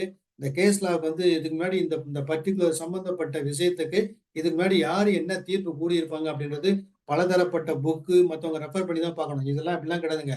அழகா நீங்க பிளாக் செயின்ல எல்லாத்தையும் ரெக்கார்ட் பண்றதால நீங்க இந்த டிரான்சாக்ஷன் இல்ல அந்த அந்த அந்த என்ன நடக்குது அப்படின்றத வந்து கேஸ் ஹிஸ்டரி மட்டும் நீங்க கொடுத்தீங்கன்னா இதுக்கு முன்னாடி இதுக்கு என்னென்னலாம் ரிலேட்டடா இருந்ததுன்றது கிளீனா எல்லாமே வந்துடும். எல்லாமே எங்க ஸ்டோர் ஆகுதுன்னா பிளாக் செயின். அப்ப அந்த அளவுக்கு பிளாக் செயினோட பயன்பாடு அதிகப்படும்.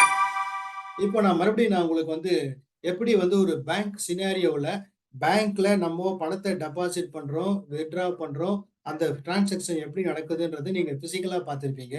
இதே மாதிரி தாங்க பிளாக் செயினும். என்ன இங்க இங்க எப்படின்னா அங்க வந்து பேங்க்ல உங்களுக்குன்னு தனியா ஒரு லெட்ஜர் இருக்குங்க. ஆனா இங்க கிரிப்டோ கரன்சிக்குன்னு தனியா ஒரு லெட்ஜர் இருக்குங்க. உதாரணத்துக்கு பிட்காயின் எடுத்துட்டோம்னா அந்த பிட்காயின் டோட்டலா 21 மில்லியன் காயின் அப்படின்னா அந்த 21 மில்லியன் காயினுக்கு receipt and payment account ledger தனி லெட்ஜருங்க. அதுதான் டிஸ்ட்ரிபியூட்டர் லெட்ஜர், அதுதான் பிளாக் செயின். இது வந்து எல்லாருமே பார்க்கலாம். நீங்க இப்ப நான் உங்களுக்கு இதை முடிச்சவங்க நான் உங்களுக்கு காட்டுறேன், ஓப்பன் பண்ணியே காட்டுறேன். உங்களுக்கு பிளாக் செயின்ல கிரிப்டோ கரன்சி எப்படி ரெக்கார்ட் ஆகுதுன்னு பிளாக் செயின் ஓப்பன் பண்ணி காட்ட போறேன். எப்படி டிரான்சாக்ஷன் நடக்குதுன்னா இப்போ நீங்க யாருக்காவது ஒரு கிரிப்டோ கரன்சி நீங்க அனுப்பிச்சீங்கன்னா அது என்ன ஆகுது, பிளாக் உடனே அது கிரியேட் பண்ணி டிரான்சாக்ஷன் வருது. அந்த டிரான்சாக்ஷனை அங்க வெரிஃபை பண்றதுக்கு ஆள் இருப்பாங்க. அங்க என்ன யார் வெரிஃபை பண்ணிருப்பாங்கன்னா இப்போ நீங்க ஒரு கிரிப்டோ மூலமா ஒரு டிரான்சாக்ஷன் நடக்கும்போது அது நெட்வொர்க் மூலமா வந்து எல்லாருக்கும் ஷேர் பண்ணுவாங்க. அதை வந்து வெரிஃபை பண்ணுவாங்க. எப்படி பேங்க்ல வந்து நீங்க என்ன இன்ஸ்ட்ருமெண்ட்டை வந்து வெரிஃபை பண்றதுக்கு ஒரு அக்கௌண்டன்ட்டோ ஒரு மேனேஜரோ வெரிஃபை பண்ணி அப்புறமா ஒரு சீல் பண்றாரோ அத மாதிரி நெட்வொர்க்ல அக்ராஸ் த குளோப் கம்ப்யூட்டர்ல எல்லாருக்குமே அந்த ரெக்கார்டு போயிடும். அதை செக் பண்றதுக்கும் தனியா இருப்பாங்க. அவங்களுக்கு பேரு மைனர்ஸ் அப்படின்னு பெறுவாங்க. அதுக்கு ப்ரூஃப் ஆஃப் ஒர்க்னு பேருங்க. இந்த இந்த இண்டஸ்ட்ரியில இது அந்த நெட்வொர்க்ல போயிடும். அவங்க என்ன பிராட்காஸ்ட் பண்ண உடனே அதை அவங்க வெரிஃபை பண்ணி முடிப்பாங்க. பிளாக்கா கிரியேட் பண்ணுவாங்க. இதான் பிளாக் இஸ் வேலிடேட்டட். ஒரு பிளாக் என்ன பண்ணுவாங்க, இன்னொரு பிளாக்கோட கனெக்ட் பண்ணி விட்டுருவாங்க. அப்போ ஒரு பிளாக்குக்கும் இன்னொரு பிளாக்குக்கும் ஒரு கனெக்ஷன் இருக்கும். இது பிளாக் செயின் டெக்னாலஜி. இதை பத்தி நிறைய தெரிஞ்சதுனாக்க இது 1 வருஷம் கோர்ஸே இருக்கு பிளாக் செயின் டெக்னாலஜி. இப்போ நானே வந்து 6 நாள் கோர்ஸே கண்டக்ட் பண்ணிருக்கேன். பிளாக் செயின் அண்ட் கிரிப்டோ கரன்சின்னு சொல்லிட்டு கண்டக்ட் பண்ணி ஒரு பிளாக் எப்படி கிரியேட் ஆகுது, எப்படி காயின் கிரியேட் பண்ண கூட ஒரு ட்ரைனிங் ப்ரோக்ராம்ல வந்திருக்கு. இப்போ இதெல்லாம் முடிச்ச உடனே ஃபைனலா என்ன வந்து டிரான்சாக்ஷன் கம்ப்ளீட் ஆகுது. ஸோ எப்படி வந்து ஒரு ரூபா நம்ம வந்து ரியல் டைம்ல வந்து நம்ம வித்ட்ரா பண்ணா அது எப்படி ரியல் டைம் நடக்குதோ அதை கம்ப்யூட்டர்ல இந்த மாதிரி நடக்குதுங்க. இப்போ எப்படி நடக்குது அப்படின்றது இந்த வேணும்னா உங்களுக்கு இந்த பிட்காயினை பத்தி உங்களுக்கு இந்த பிளாக் செயின் டெக்னாலஜி பத்தி உங்களுக்கு காட்டினா உங்களுக்கு புரியும் நினைக்கிறேன். காட்டலாமா உங்களுக்கு?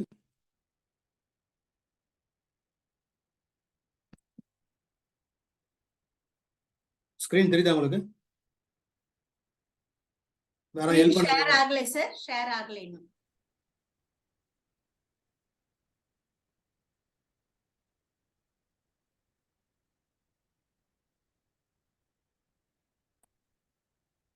எஸ் சார், ஷேர் ஆயிடுச்சு. ஷேர் ஆயிடுச்சா? இப்ப பாருங்க, நான் உங்களுக்கு இந்த பிளாக் செயின் வந்து எப்படி கிரியேட் ஆகுது அப்படின்றத பிட்காயின் சொல்ல போறாங்க. உங்களுடைய பிளாக் செயின் எக்ஸ்ப்ளோரர், நீங்க கூகுள்ல போயிட்டு பிளாக் செயின் எக்ஸ்ப்ளோரர்னு போடுங்க, இந்த பிளாக் செயின் வந்துடும். இங்க வந்து பிட்காயின் இருக்கு பாருங்க, பிட்காயினை கிளிக் பண்ணுங்க. கிளிக் பண்ணிட்டா அந்த பிளாக் செயினுக்கு எப்படி பாருங்க, உலக அளவுல 10 நிமிஷத்துக்கு முன்னாடி, எப்போ எந்த டைம் இங்க பாருங்க, இப்போ கிரியேட் ஆன பிளாக், இந்த பிளாக் நான் வந்து கிளிக் பண்றேன்.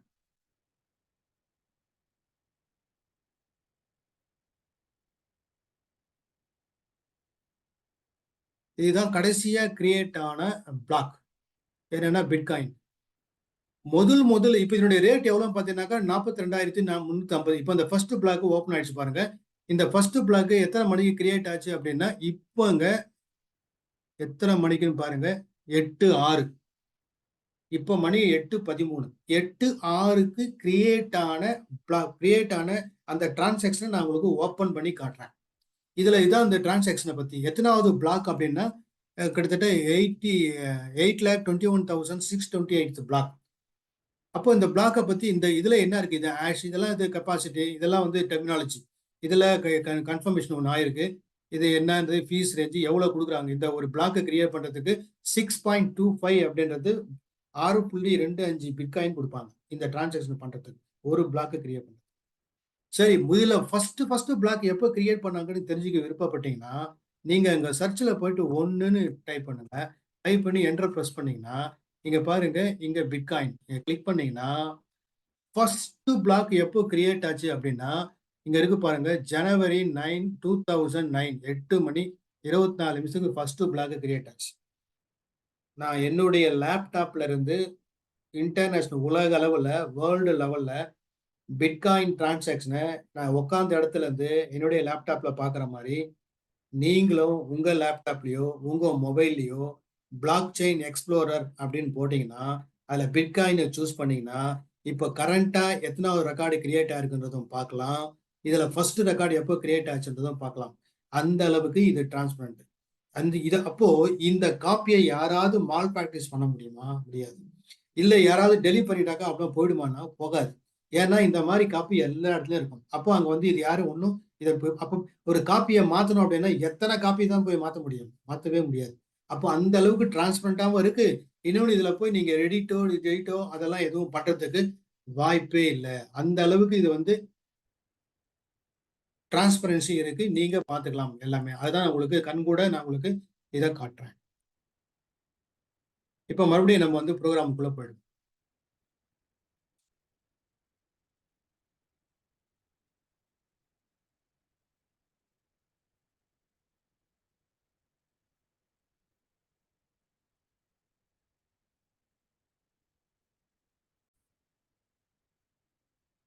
ஸ்கிரீன் ஓபன் ஆகாத மாதிரி?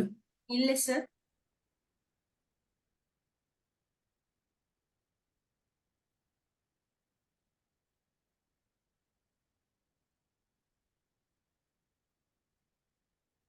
S sir. ஓகேவா? Yes sir. நான் பிபிடி யூஸ் பண்றது இல்லை, இது வேற ஒரு டெக்னாலஜின்றதால. ஓகே, தெரியுதா அப்போ ஸ்கிரீன்? எஸ் சார், தெரியுது சார். ஓகே, இப்போ காயின்ல வந்து நான் ஏற்கனவே சொன்னேன், கிரிப்டோ கரன்சில முதன்மையான காயின்ன்றது பிட்காயின். அதுக்கப்புறம் வந்தது எல்லாமே வந்து alternative coin. First coin bitcoin, அதுக்கப்புறம் எத்திரியம், அதுக்கப்புறம் வந்து மற்ற எத்திரியம் எல்லாமே இருந்து ஆல்டர்னேட்டிவ் காயின் சொல்லுவாங்க. இந்த கிரியேட் பண்ண காயின் எல்லாமே இந்த ஒவ்வொன்றும் ஒவ்வொரு பர்பஸ்க்காக கிரியேட் பண்ணது. ஒன்று வந்து டீசென்ட்ரலைஸ்டு ஃபினான்ஸுக்கு, இன்னொன்று செக்யூரிட்டி டோக்கனுக்கு, இன்னொன்று gaming metaverse, future metaverse. Facebook கூட பேரே மாட்டாங்க மெட்டாவர்ஸ்னு. ஸோ மெட்டாவர்ஸுக்கு, பிரைவசி காயினுக்கு, ஸ்மார்ட் கான்ட்ராக்டுக்கு. இந்த பிளாக் செயின்ல வந்து வெறும் வெறும் பிட்காயின் மட்டும் இல்லைங்க. அந்த பிளாக் செயின்ல கொஞ்சம் ப்ரோக்ராம் எழுதி ஸ்மார்ட் கான்ட்ராக்ட் மூலமா எல்லா அப்ளிகேஷன் சாஃப்ட்வேர் டீசென்ட்ரலைஸ் அப்ளிகேஷன் எல்லாமே உருவாயிடுச்சு. இப்போ நம்ம சரி ஓகே இதெல்லாம் வந்து ஒரு லைட்டா தான் நம்ம தெரிஞ்சிருக்கோம். பிளாக் செயின் என்ன, கிரிப்டோ எப்படி பிளாக் செயின்ல ஆப்ரேட் ஆகுது, ஒரு ஃபியர் கரன்சி எப்படி ஆப்ரேட் ஆகுது, ஒரு கிரிப்டோ கரன்சி ஆப்ரேட் ஆகுதுன்னா அது எந்த அளவுக்கு எப்படி டெக்னாலஜி, அது பிளாக் செயின் எப்படி கிரியேட் ஆகுது, பிளாக் எப்படி கிரியேட் ஆகுது, அது எப்படின்றது சும்மா ஜஸ்ட் உங்களுக்கு ஓப்பனா எல்லாத்தையும் டிரான்ஸ்பரண்டா உங்களுக்கு காமிச்சேன். சரி இப்போ அடுத்து நம்ம வந்து பணம் எப்படி சம்பாதிக்கிறது முக்கியமா தாங்க.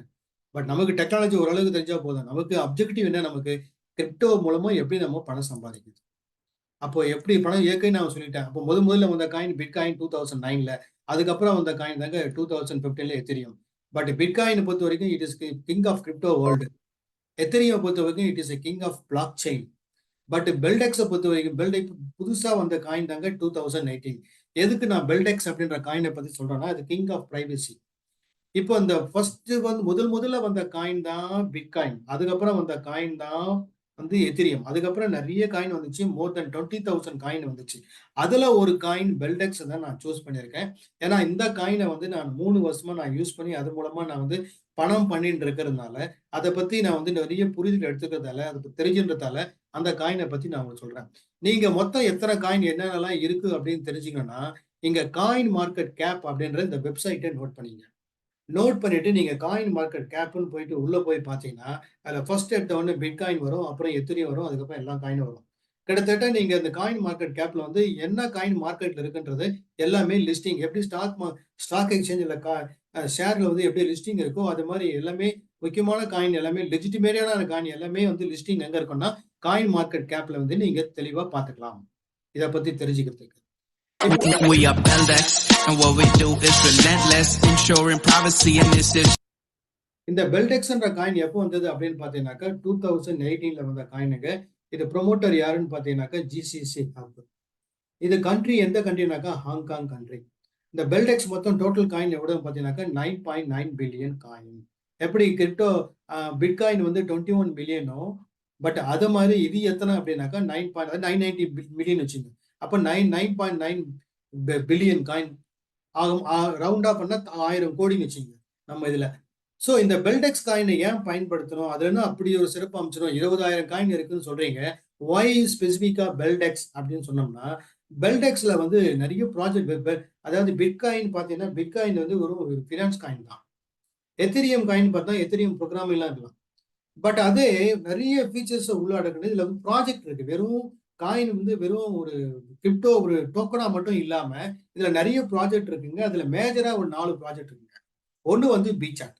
நம்ம அன்றாட வாழ்க்கையில நம்ம யூஸ் பண்ணிட்டு இருக்கோம் வாட்ஸ்அப். அந்த வாட்ஸ்அப் வந்து ஒரு மெசேஜிங் சாஃப்ட்வேர். அது வந்து சென்ட்ரலைஸ்டு. அது கூட சமயத்துல வந்து ஒரு டவுன் டைம் பேங்க் கூட ஹேங் ஆயிருக்கு, நீங்க பார்த்துருப்பீங்க. ஆனா அந்த மாதிரி டவுன் டைம் ஹேங்கிங் எதுவுமே இல்லாம அதுவும் அந்த ரெக்கார்டை யாரும் தேட முடியாது.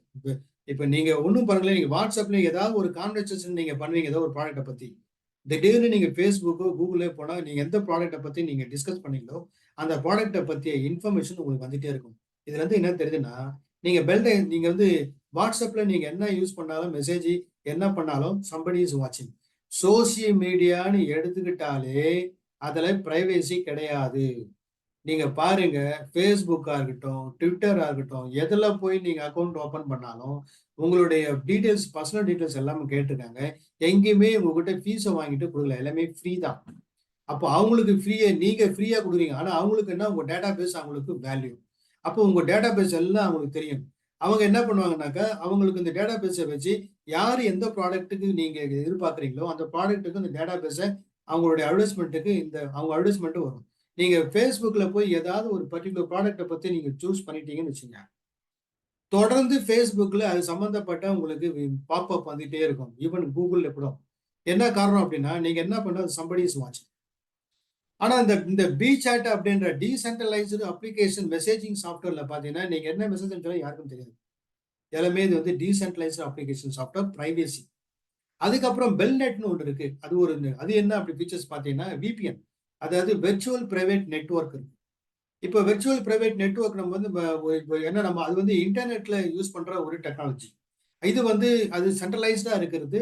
பட் அதே பெல்டெக்ஸ் வந்து டீசென்ட்ரலைஸ்டு ஒன்று கிரியேட் பண்ணியிருக்காங்க. அதுக்கு பேரு டீசென்ட்ரலைஸ்டு DVPN அப்படின்னு பேரு. அந்த ஒரு ஃபீச்சர்ஸும் இந்த பெல்டெக்ஸ் இந்த ப்ராஜெக்ட்ல இருக்குங்க வந்துச்சு. அடுத்தது பெல்டெக்ஸ் ப்ரௌசர்னு ஒன்று. இப்போ ஃபார் எக்ஸாம்பிள் நீங்க கூட இதுல கனெக்ட் பண்ணணும் கூகுள்ல இல்ல வரணும் அப்படின்னா நீங்க என்ன பண்ணீங்க, குரோம்ல போய் ப்ரௌசரை குரோம்ல போயிட்டு நீங்க ஜூம் ஏதோ இல்ல லிங்க் கொடுத்தா நீங்க சர்ச் பண்ணீங்க எல்லாமே கூகுள்ல. பட் அது வந்து ஒரு ப்ரௌசர். நல்லா பாத்துங்க, நீங்க எந்த ப்ரௌசர்ல எந்த இன்ஃபர்மேஷன் நீங்க தேடினாலும் நீங்க எந்த இன்ஃபர்மேஷனை தேடுறீங்களோ அது ரிலேட்டடான இன்ஃபர்மேஷன் உங்களுக்கு பாப்பப் போய் வந்துட்டு இருக்கு. அப்படின்னா என்ன அர்த்தம்னா, நீங்க கூகுள்ல போய் எதை தேடினாலும் நீங்க என்ன தேடுறீங்கன்றது யாருக்கும் தெரியும். யாருக்குன்னா கூகுளுக்கு தெரியும். அங்க பிரைவேசி இருக்கான்னா பிரைவேசி கிடையாது. அப்ப அந்த அளவு இருக்கு. இப்போ உங்களுக்கு நீங்க நீங்க உங்களை பத்திய இன்ஃபர்மேஷன் உங்களுடைய பேரண்ட்டையோ உங்க ஒய்ஃபோ ஹஸ்பண்ட் ஒய்ஃபுக்குள்ள கேட்டா கூட தெரியாது. ஆனா கூகுள்ல கேட்டா உங்களுக்கு எது பிடிக்கும், எது பிடிக்காது, எதை விரும்பீங்க, எத்தனை எத்தனை தடவை இதை நீங்க இந்த இன்ஃபர்மேஷனை தேடிருக்கீங்க, இது எல்லா டேட்டாவும் யாருக்கிட்ட இருக்குன்னா கூகுள்ல இருக்கு. அப்ப எப்படின்னாக்கா நீங்க கூகுள்ல போய் சர்ச் பண்ணீங்கன்னா ப்ரௌசர்ல போயின்னா எல்லாமே டிரான்ஸ்போர்ட். ஆனா இதே இப்ப இதே நீங்க உங்க பசங்களே படிக்கிறாங்கன்னு வச்சுங்களேன், அவங்க ஆன்லைன்ல போய் ஏதோ நெட்ல சர்ச் பண்ணி படிக்கிறாங்க போது தேவையில்லாம ஏதாவது ஒரு பாப்பப் வந்துட்டே அவங்க டிஸ்டர்ப் பண்றாங்க. அப்போ டைவர்ட் ஆகுமா ஆகாதா? நீங்க பசங்க உங்க படிக்கிற பசங்க நெட்ல போய் ஏதோ ஒன்றத்த படிச்சுட்டு இருக்காங்க. அந்த டைம்ல திடீர்னு ஒரு பாப்பப் வந்தா அவங்களுக்கு டிஸ்ட்ராக்ஷன் ஏற்பட்டு அந்த பாப்பப்பை கிளிக் பண்ணி அப்படியே போயிட்டு வாய்ப்பு இருக்கா இல்லையா? ஆனா இங்க பெல்டெக்ஸ் ப்ரௌசர்ன்ற நீங்க குரோமுக்கு பதில் பெல்டெக்ஸ் ப்ரௌசரை யூஸ் பண்ணீங்கன்னா இது நீங்க பிரைவசி எந்த பாப்பப்பும் வராது. உங்களுடைய டாக்குமெண்ட் யாருக்கும் போவாது. நீங்க எதை தேடுறீங்க என்ன தேடுறீங்கன்னு தெரியாது. இது வந்து ஒரு decentralised application software with Beldex browser. அதுக்கப்புறம் BNS business net domain name. அதாவது எப்படின்னா இப்போ இதுக்கு முன்னாடி ஒரு பெரிய பாப்பர் இருந்தது. .com, .net, .in அப்படிலாம் இருக்கு. கிடைக்காது. இப்ப நானே வந்து என்னுடைய கம்பெனி இன்னொரு கம்பெனி இருக்கு. அது வந்து ILS எஜுகேஷன் .in போட்டாக்க காம் போட்டா கிடைக்கல. அதுக்கப்புறம் ILS எஜுகேஷன் .in. சப்போஸ் அது அந்த டொமைன் நேம் வந்து அந்த முடிஞ்சு போச்சு அப்படின்னா அந்த நேம் ரெஜிஸ்டர் பண்ணாம விட்டனா வேற ஒருத்தருக்கு அந்த நேம் போறதுக்கு வாய்ப்பு இருக்குங்க. ஆனா இங்க அதே மாதிரி பெல்டெக்ஸ் பிஎன்எஸ் ஒரு நேம் .net, .com அப்படின்ற மாதிரி .bns வந்துச்சுன்னா அதுக்கப்புறம் .bdx வந்துச்சுன்னா என்ன அப்போ என்ன ஆகுதுன்னா நம்ம ஆட்டோமேட்டிக்கா அதுல நம்ம ஒரு வெப்சைட்டை கிரியேட் பண்ணி வச்சுக்கலாம். வருஷம் அதுக்கு டொமைன் சார்ஜ் பண்ண வேண்டியதில்லை. லைஃப் லாங் நம்ம யூஸ் பண்ணலாம். ஸோ அந்த மாதிரி ஒரு டெக்னாலஜியும் வந்துருச்சு. இது நான் உங்களுக்கு ஒரு மொத்தம் 29 ப்ராஜெக்ட் கிட்ட இருக்குங்க. நான் உங்களுக்கு மேஜரா ஒரு 4 ப்ராஜெக்டை பத்தி தான் சொல்லியிருக்கேன். எதுக்காக இதை சொல்லணும் அப்படின்னா ஒய் பெல்டெக்ஸ் அப்படின்றதுக்காக அதை ப்ரூவ் பண்றதுக்காக தான் நான் உங்களுக்கு இதெல்லாம் சொல்றேன். அது மட்டும் இல்லைங்க. இப்போ உதாரணத்துக்கு நிறைய காயின் இருக்கு இல்லையா? இப்போ இந்த பிட்காயின் எடுத்தோம்னா அது இன்வெஸ்ட்மெண்ட்டுக்காக கிரியேட் பண்ணப்பட்டது. அதே வந்து இப்போ ரிப்பிள் காயின் எடுத்தோம்னா அது பேமெண்ட் ப்ராசஸுக்காக. எத்திரியம் காயின் எடுத்தோம்னா அது ஸ்மார்ட் கான்ட்ராக்டுக்காக. மொனிரோ காயின் அப்படின்னு எடுத்தோம்னா அது பிரைவசிக்காக. காயின் பார்த்தாக்கா இது வந்து டேஷ் காயின் பார்த்தாக்கா அது குயிக் பேமெண்ட்டுக்காக. இசட் காயின் பார்த்தா அது பேமெண்ட் செட்டுக்காக. ஒவ்வொரு காயினும் ஒவ்வொரு பர்பஸ்க்காக உருவாக்கப்பட்டது. பட் எல்லா பர்பஸையும் உள்ளடக்கிய ஒரு காயின் எது அப்படின்னு பார்த்தீங்கன்னாக்கா பெல்டெக்ஸ். ஒவ்வொரு காயின் ஒரு எல்லா ஃபீச்சர்ஸும் உள்ள அடக்கிறது ஒன்று பெல்டெக்ஸ். அதனாலதான் பெல்டெக்ஸ் இஸ் சோ பாப்புலர். இது ஃபியூச்சர்ல நல்ல ரேட்டு போகும் அப்படின்றது. அது மட்டும் ஒரு ஃபீச்சர்ஸ் இல்லைங்க. இன்னொரு முக்கியமான பார்த்தீங்கன்னா டிரான்சாக்ஷன் ஸ்பீடு பார்த்தீங்கன்னா பிட்காயின் இன்னொன்று இப்போ நான் உங்களுக்கு காமிச்சேன். உங்களுக்கு அந்த பிட்காயினுடைய பிளாக் செயினை ஓபன் பண்ணி காமிச்சேன். அதுல வந்து எல்லாமே ஒரே ஆர்டரா இருக்கும். ஒரு பேட்டர்ன்லேயே தான் போகும். ஒரு ஒரு 10 நிமிஷத்துக்கு ஒரு தடவை ஒரு பிளாக் கிரியேட் ஆகும். அந்த பிளாக்ல நம்பர் ஆஃப் டிரான்சாக்ஷன் மெமரிக்கு ஏற்ற மாதிரி டிரான்சாக்ஷன் ரிசிப்ட் பேமெண்ட் எல்லாமே அதுல டிரான்சாக்ஷன் கிரியேட் ஆகி ரெக்கார்ட் ஆகி இருக்கு. ஒரு பிளாக் முடிஞ்ச உடனே அடுத்த பிளாக் கிரியேட் ஆகுது. இது பேட்டர்னை ஒருத்தன் பார்த்துட்டே இருந்து இப்படிதான் இந்த பேட்டர்ன் உருவாகுது அப்படின்னா டக்குன்னு வந்து அதை ஆக்ட் பண்றதுக்கு முடியாதுதான். பட் இருந்தாலும் ஃபியூச்சர்ல இது மனுஷன் தான் கிரியேட் பண்ணுது. இன்னொரு மனுஷன் கிரியேட் பண்ணி அதை ஆக்ட் பண்றதுக்கு வாய்ப்பு இருக்கு. ஆனா இப்ப அட்லீஸ்ட் ஒரு 50 வருஷம் கழிச்சோம் 100 வருஷம் கழிச்சோம். பட் அப்போ பிட்காயின்ல அந்த பேட்டர்னை ரியலைஸ் பண்ணி பண்றதுக்கு வாய்ப்பு இருக்கு. பட் அதே இதை பார்த்துட்டு எப்பவுமே ஒரு ப்ராடக்ட் வரும்போது இன்னொருத்தன் ஒரு ப்ராடக்ட் போட்டான்னா அந்த ப்ராடக்ட்ல என்னெல்லாம் பிரச்சனை இருக்கோ அது இதுல வராம இருக்கிறதுக்கு அதை கொஞ்சம் அட்வான்ஸா பண்ணும்.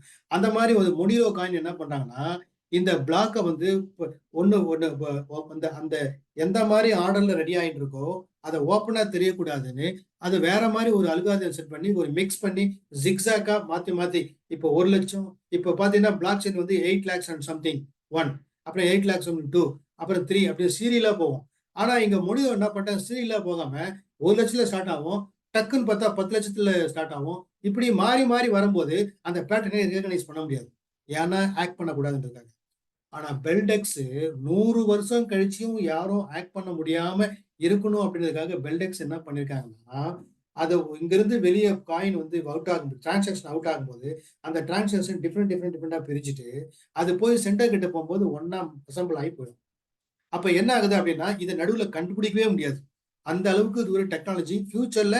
ஏன்னா திருட்டு பயம், இந்த ஆக்ட் பண்றது, இதெல்லாம் டெக்னாலஜி திருடு வரதான் செய்யும். பட் இருந்தாலும் 100 வருஷத்துக்கு அப்புறம் திங்க் பண்ணக்கூடியது முதல்லயே இந்த மாதிரி வரக்கூடாதுன்னு அந்த அளவுக்கு கிளவரா ஒரு கிரியேட்டிவா ஒரு சேஃப்டி அண்ட் செக்யூரிட்டி அடிப்படையில கிரியேட் பண்றதுக்கு இந்த பெல்டெக்ஸ் coin.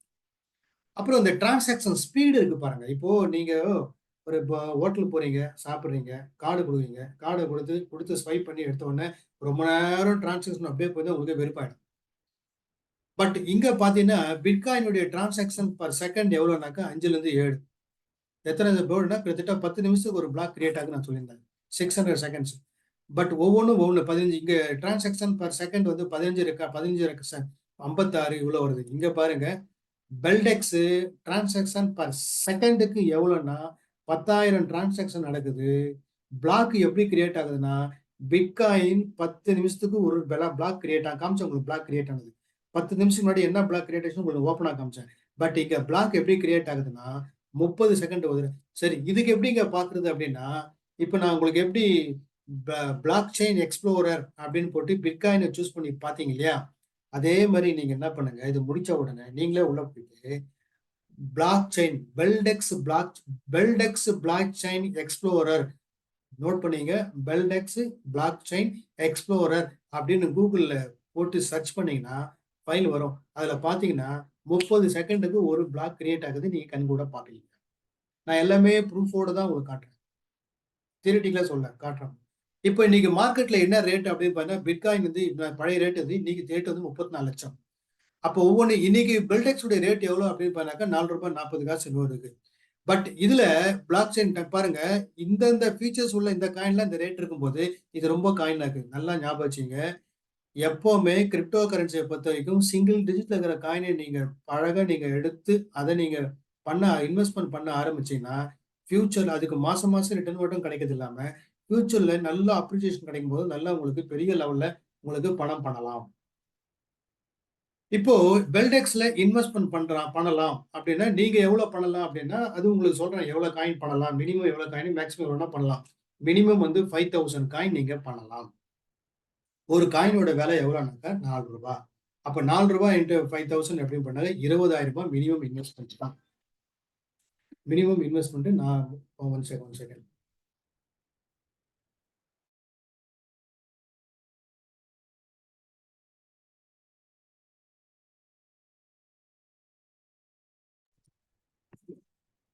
So, major investors who invested in Beltex. இப்போ நம்ம 5,000 காயின் 20,000 இன்வெஸ்ட்மெண்ட் பண்றதுக்கு நான் உங்களுக்கு சொல்லிட்டு இருக்கேன். மினிமமா நீங்க எவ்வளவு வேணா பண்ணலாம். 1 லட்சம் ரூபாய், 1 லட்சம் ரூபாய்க்கு பண்ணலாம், இல்ல 1 லட்சம் காயின் ஒரு 4 லட்சம் ரூபாய் பண்ணலாம், 10 லட்சம் பண்ணலாம், 1 கோடி பண்ணுங்க. ஆனா இங்க மார்க்கெட்ல ஏற்கனவே DWF லேப் அப்படின்றவங்க 208.36 கோடிக்கு அவங்க வந்து என்ன பண்ணிருக்காங்கன்னா இன்வெஸ்ட்மெண்ட் பண்ணிருக்காங்க. அப்புறம் பிட்கட் வேணா பாத்துக்க, நீங்க DWF லேப் அப்படின்றத கூட நீங்க வெப்சைட்ல போயிட்டு எல்லாம் நீங்க எல்லாருமே சும்மா அப்படியே கண்மூடித்து நான் சொல்றது எல்லாமே அப்படியே நீங்க நம்பாதீங்க. நான் சொல்றதெல்லாம் நீங்க போய் செக் பண்ணுங்க. நான் சொல்றதெல்லாம் அப்படியே நோட் பண்ணீங்க. அதுதான் நான் முதல்ல சொல்லிப்பாங்க, மேடம் என்ன டவுட் இருந்தாலும் எழுதிங்க. போய் கூகுள்ல போய் செக் பண்ணுங்க. கூகுள்ல போய் செக் பண்ண நல்லா தெரியும். DWF லேப்ன்றது பெல்டெக்ஸ் காயின்ல 208.36 கோடிக்கு இன்வெஸ்ட்மெண்ட் பண்ணிருக்காங்க. எனக்கு தெரியும் அவங்க என்ன ரேட்ல வாங்கினாங்கன்னா $3,400 ரேட்ல வாங்கி உள்ள வந்தாங்க. அப்புறம் அடுத்தது பாருங்க பிட்கர்ட் அப்படின்ற வெஞ்சர்ஸ், அவங்க எவ்வளவுனாக்கா 28.5 கோடி. பிளாக் ஆல்பா எவ்வளவுனாக்கா 27.3 crores. நான் உங்களுக்கு எவ்வளவு சொல்ல போறேன், they have analyzed Beltex project and invested for long run. Now you can also invest in Beltex with a minimum ranging 5,000 Beltex coin. 5000 coin. அவங்க அவரு 20,000 ரூபாய் சம்பாதிச்சாரு. அவங்க பாருங்க கோடி கணக்கில் இன்வெஸ்ட்மெண்ட் பண்ணிருக்காங்க. கோடி கணக்கில் செக் பண்ணாம பண்ண மாட்டாங்க. இதுதான் நான் உங்களுக்கு டீட்டெயிலா கொடுத்துருக்காங்க. இதுதான் உங்களுக்கு டீட்டெயிலா கொடுத்துருக்காங்க. இவங்களும் பண்ணியிருக்காங்க. இது மட்டும் இல்லாம இந்த பெல்டெக்ஸ் காயினை பயன்படுத்தி நீங்க பொருள்களோட வாங்கலாம். எப்படி? இ-காமர்ஸ் வெப்சைட்ல போயிட்டு இப்ப இன்டர்நேஷனல் வெப்சைட் இதோட நோட் பண்ணீங்க. UQUID அப்படின்ற இன்டர்நேஷனல் இது ஒரு இ-காமர்ஸ் வெப்சைட். இந்த இ-காமர்ஸ் வெப்சைட்ல போயிட்டு நீங்க உங்க போனுக்கு ரீசார்ஜ் பண்ணுமா? பண்ணுங்க. டிவி வாங்கணுமா? வாங்குங்க. க்ரோசரிஸ் வாங்கணுமா? வாங்குங்க. என்னென்னலாம் ஆன்லைன்ல நீங்க ஷாப்பிங் பண்ண போறோமோ, எல்லாமே வாங்கணுமோ எல்லாமே வாங்குங்க. அதுக்கு பேமெண்ட் என்ன பண்றீங்க? பெல்டெக்ஸ் காயினை பயன்படுத்துங்க. எப்படி? கிரிப்டோ கரன்சில ஒரு சில கரன்சில அவனே வந்து கொடுத்துருக்கான், லிஸ்ட் பண்ணி கொடுத்துருக்கான். அதுல ஒன் ஆஃப் த காயின் பெல்டெக்ஸும் இருக்கு. அப்போ நீங்க என்ன பண்ணலாம்? பெல்டெக்ஸ் காயின் வச்சு அந்த பெல்டெக்ஸ் காயினை பயன்படுத்தி நீங்க எக்ஸ்சேஞ்சில் விற்க கூட தேவையில்லை. அந்த காயின்லேயே நீங்க என்ன பண்ணலாம்? பர்ச்சேஸ் பண்ண ஆரம்பிக்கலாம். வேணும்னா நீங்க இந்த வெப்சைட்ல போயிட்டு செக் பண்ணி சும்மா ஒரு ஒரு 100 ரூபாய்க்கு ஏதோ ஒரு பொருளை வாங்கி ஒரு காயின் வேணா உங்ககிட்ட இருக்குன்னா நான் எப்படி வாங்குறதுன்னு கூட சொல்லி தரேன் உங்களுக்கு. பண்ணி பாருங்க, ஈஸியா உங்களுக்கு டிரான்சாக்ஷன் புரிஞ்சுக்கும். இப்போ அந்த காயின் எல்லாம் சரிங்க, இதெல்லாம் ஓகே. இது யார்கிட்ட வாங்குறது அப்படின்னா, காயினை எங்க வாங்கணும்னா தனிப்பட்ட நபர்கிட்ட வாங்கக்கூடாது. ஏன்னா இதுக்குன்னு ஒரு எக்ஸ்சேஞ்ச் இருக்கு. எக்ஸ்சேஞ்ச் எங்க இருக்கு அப்படின்னா உலக அளவுல இவ்வளவு எக்ஸ்சேஞ்ச் இருக்கு. காயின் செட், பையோ காயின். இந்தியாவில் வந்து பிட்கோயின் இருக்கு, காயின் பஜார், கேட்.io, கூ காயின், இந்த மாதிரி இத்தனை எக்ஸ்சேஞ்ச் இருக்கு. இந்த எக்ஸ்சேஞ்சில் நீங்க வாங்கலாம். எப்படிங்க காயினை வாங்குறது அப்படின்னா, இப்போ உதாரணத்துக்கு பிட்கோயின் ஒரு எக்ஸ்சேஞ்ச் இருக்கு. இது இந்தியன் எக்ஸ்சேஞ்ச். இந்த எக்ஸ்சேஞ்சில் போய் நீங்க பெல்டெக்ஸ் காயினை வாங்கலாம். இப்போ உதாரணத்துக்கு நான் இவ்வளவு இன்வெஸ்ட்மெண்ட் எல்லாம் ஆகுது அப்படின்னு சொல்லியிருக்கேன். என்ன ரிட்டர்ன் கிடைக்குன்றது நான் உங்களுக்கு சொல்றேன் உங்களுக்கு அடுத்தது. பட் இப்போ வாங்கணும்னா நீங்க என்ன பண்ணணும்? இந்த ஏதாவது ஒரு எக்ஸ்சேஞ்சில் ஓபன் பண்ணணும். இப்போ உதாரணத்துக்கு இந்தியன் எக்ஸ்சேஞ்சா இருந்தால் அது பிட்கோயினா இருக்கட்டும், இல்லை காயின் ஜிஎஸ்ஆ இருக்கட்டும், அந்த எக்ஸ்சேஞ்சில் நீங்க வாங்கினீங்கன்னா INR அமௌண்ட்டை கொடுத்து வாங்கலாம். பட் அதே தானே இன்டர்நேஷனல் எக்ஸ்சேஞ்ச் இருந்தா நீங்க USDT மூலமா தான் வாங்க முடியும். சரி, அதுல வாங்கணும்னா ஃபர்ஸ்ட் என்ன ப்ரொசீஜர் அப்படின்னா, முதல்ல அந்த எக்ஸ்சேஞ்சில் உங்களுடைய பேன் கார்டு, ஆதார் கார்டு, உங்களுடைய ஒரு கேன்சல்டு செக்லீஃப் இதெல்லாம் கொடுத்து KYC நீங்க ரெஜிஸ்டர் நீங்க அந்த அந்த எக்ஸ்சேஞ்சில் ஒரு ரெஜிஸ்டர் பண்ணதுக்கு இதெல்லாம் ப்ரொசீஜர். KYC நீங்க கம்ப்ளீட் பண்ணணும். இதை KYC அப்ரூவல் ஆனதுக்கு அப்புறமா அந்த எக்ஸ்சேஞ்சோடைய பேங்க் அக்கௌண்ட்டுக்கு உங்க பேங்க் அக்கௌண்ட்ல இருந்து ஒரு ஃபண்டை டிரான்ஸ்ஃபர் பண்ணுங்க. எவ்வளவு ஃபண்டு நீங்க டிரான்ஸ்ஃபர் பண்ணீங்களோ அந்த ஃபண்டுக்கு எக்ஸ்சேஞ்சில் போயிட்டு நீங்க காயினை வாங்குங்க. இப்போ பெல்டெக்ஸ் காயின் எக்ஸ்சேஞ்ச் ஓப்பன் பண்ணோன்னே ஒரு டைம் இருந்தால் நான் ஓப்பன் பண்ணி காட்டுறேன். பெல்டெக்ஸ் காயினை வாங்குறது, அதில் போய் வாங்கிட்டு நீங்க எப்படி கொண்டு வரதுன்னு உங்களுக்கு கற்றுக் கொடுக்குறேன். இப்போ இது பெல்டெக்ஸை நீங்க காயின் எங்க வாங்கலாம்? எந்தாவது ஒரு எக்ஸ்சேஞ்சில் நீங்க வாங்கலாம். வாங்குறது மட்டும் இல்லை, விற்கிறதும் அதே மாதிரி தான். சரி, காயினை வாங்கியதுனால எனக்கு என்னங்க பெனிஃபிட் அப்படின்னா, காயினை நீங்க பெல்டெக்ஸ் காயினை வாங்குறது மூலமா உங்களுக்கு பாசிவ் இன்கம் ஜென்ரேட் பண்ணலாம். இப்போ எப்படி பண்றது? மட்டும் 2 வழி இருக்கு. ஒன்னு பை அண்ட் ஹோல்டு. காயினை வாங்குறீங்க, நீங்களே வச்சுக்கிறீங்க, அது டேட் ஏறின பிறகு வித்து பணமாக்குறீங்க. இது ஒரு வகையான ஒரு இன்கம் ஜென்ரேட் பண்ணும். இன்னொரு இன்கம் என்னன்னா, எனக்கு அதெல்லாம் வேணாப்பா, நான் ரேட் எப்போ ஏறும் எப்போ இறங்கும், அது வேற பக்குன்னு இருக்கும். நான் ஒரு 5 ரூபாய்க்கு 4 ரூபாய் ரேட்டு வாங்கியிருப்பேன், திடீர்னு 3 ரூபாய் போச்சுன்னா ஐயோ நஷ்டமாச்சுன்னு பக்குன்னு இருக்கும். எனக்கு வந்து தொல்லை. எனக்கு வாங்குறேன், அதுக்கு நஷ்டம் எனக்கு. ஆனா மாசம் மாசம் எனக்கு ரிட்டர்ன் வரணும், வித்தவுட் எனி ரிஸ்க் இல்லாம. எனக்கு போட்ட முதலுக்கு எனக்கு மாசம் மாசம் ஏதாவது வட்டி மாதிரி எனக்கு வரத்துக்கு இருக்கா அப்படின்னா இருக்குங்க. அதுக்கு பேர் என்னன்னா ஸ்டேக்கிங் பேரு. அப்போ நீங்க என்ன பண்றீங்க? கிரிப்டோ பெல்டெக்ஸ் காயினை எக்ஸ்சேஞ்சில் வாங்கி GCC ஹப்ல ஸ்டேக்கிங் கொடுத்து, ஏன்னா அவங்க தான் ப்ரொமோட் பண்றாங்க, ஸ்டேக்கிங் கொடுத்தா அதுக்கு மாசம் மாசம் உங்களுக்கு ரிட்டர்ன் கிடைக்கும். இதுக்கு பேரு ஸ்டேக்கிங்னு பேரு. இதுதான் staking crypto asset to receive passive income. ஒரு எவ்வளவு காயின் நீங்க கொடுக்குறீங்களோ அதுக்கு மாசம் மாசம் உங்களுக்கு ரிட்டர்ன் கிடைக்க போகுது. அந்த டீட்டெயில்ஸ் உங்களுக்கு சொல்றேன். பட் இது யார் அந்த GCC ஹப்? GCC ஹப்ன்றது யாரு அப்படின்னா, இந்த பெல்டெக்ஸ் காயினை ப்ரொமோட் பண்ற கம்பெனி தான் இந்த GCC ஹப். காயினை வாங்கி நம்ம தனிப்பட்ட முறையில் பிரைவேட்டா வேலெட்ல வச்சு ரேட் ஏறும் போது விற்கிறத விட இங்க GCC ஹப்ல நம்ம ஸ்டேக்கிங் கொடுத்தோம்னா, நம்ம அங்க வந்து ஒரு கூலிங் பீரியட் இருக்கு, ஒரு 5 வருஷம் கொடுத்தோம்னா மாசம் மாசம் நம்ம என்ன கொடுத்தோமோ அதுக்கு ரிட்டர்ன் ஆன் இன்வெஸ்ட்மெண்ட் நம்ம மாசம் மாசம் வித்ட்ரா பண்ணிக்கலாம். அந்த பிளான் வந்து நான் உங்களுக்கு சொல்றேன் பாருங்க. இந்த கிரிப்டோ வந்து இந்த GCC ஹப் எதுக்காகன்னா அவங்க மக்களுக்கு ஒரு அவேர்னஸை கிரியேட் பண்றதுக்கு, அதுல ரிஸ்க் இல்லாம அவங்களுக்கு பணம் வரதுக்கு. கிட்டத்தட்ட ஒரு 5 இந்த GCC ஹப் ஆரம்பிச்சு 8 வருஷம் ஆகுது. பெல்டெக்ஸ் காயின் ஆரம்பிச்சு 5 வருஷம் ஆகுது. இப்போ இந்த என்ன பிளான் இருக்கு, எப்படி நமக்கு வருமானம் சம்பாதிக்க முடியும் அப்படின்னு பார்த்தா, இது 2 பிளான் இருக்குங்க. ஒண்ணு வந்து அதாவது நீங்க இன்வெஸ்ட்மென்ட் பண்றீங்களோ அது வந்து ரெகுலர் ஃபிக்ஸ்டுன்னு இருக்கு. இன்னொன்னு 3 இயர்ஸோ 5 இயர்ஸோ ஃபிக்ஸ்டு இருக்கு. இதை ஒரு இல்லுஸ்ட்ரேஷனோட சொன்னா உங்களுக்கு புரியும் அப்படின்னு நினைக்கிறேன். இது கூட விட்டுருவோம், நீங்க அப்புறம் டீட்டெயிலா பாருங்க. ஓகே, இப்போ உதாரணத்துக்கு இது எடுத்துப்போம். இந்த இந்த இதை பாருங்க. இப்போ உதாரணத்துக்கு ஒரு கேஸ் ஸ்டடி. எல்லாமே வந்து உதாரணமா பண்ணும்போது தான் நம்ம இதுல என்னென்ன பிளான் இருக்குன்றது அப்புறம் கூட நீங்க தெரிஞ்சுங்க. நீங்க உங்களுக்கு இந்த லிங்கை கொடுத்து பார்க்க சொன்னாங்களோ அவங்க கூட கேட்டுங்க அப்புறம் கூட. பாருங்க, இப்போ உதாரணத்துக்கு நீங்க இதெல்லாம் பாத்தீங்க. நாங்க அவங்க இத்தனை கோடி 206 கோடி இன்வெஸ்ட்மெண்ட் பண்ணிருக்காங்க. அவங்க 305 கோடி இன்வெஸ்ட்மெண்ட் பண்ணிருக்காங்க. அவங்க 25 கோடி இன்வெஸ்ட்மெண்ட் பண்றாங்க. அட நீங்க வெறும் 1 லட்சம் தாங்க இன்வெஸ்ட்மெண்ட் பண்ண போறீங்க. அவங்க 205 கோடி இன்வெஸ்ட்மெண்ட் பண்ணாங்க. 1008 செக் பண்ணாமையா பண்ணிருப்பாங்க. நான் சும்மா எல்லாம் போட்டலாங்க. நீங்க கூட வெப்சைட்ல போய் நீங்க கிளிக் பண்ணி அந்தந்த கம்பெனில போய் போனாங்க. அங்கே போட்டிருப்பாங்க. இல்ல beldex.io அப்படின்ற வெப்சைட்ல, அதாவது பெல்டெக்ஸோட வெப்சைட்ல போய் நீங்க பார்த்தாலும் உங்களுக்கு கிளீனா இருக்கும். இப்போ உதாரணத்துக்கு நீங்க ஒரு 1 லட்சம் ரூபாய் முதலீடு பண்ணலாம் அப்படின்னு நீங்க நினைச்சிட்டீங்க. ஓகே, என்ன ரேட் மார்க்கெட்ல இருக்கு?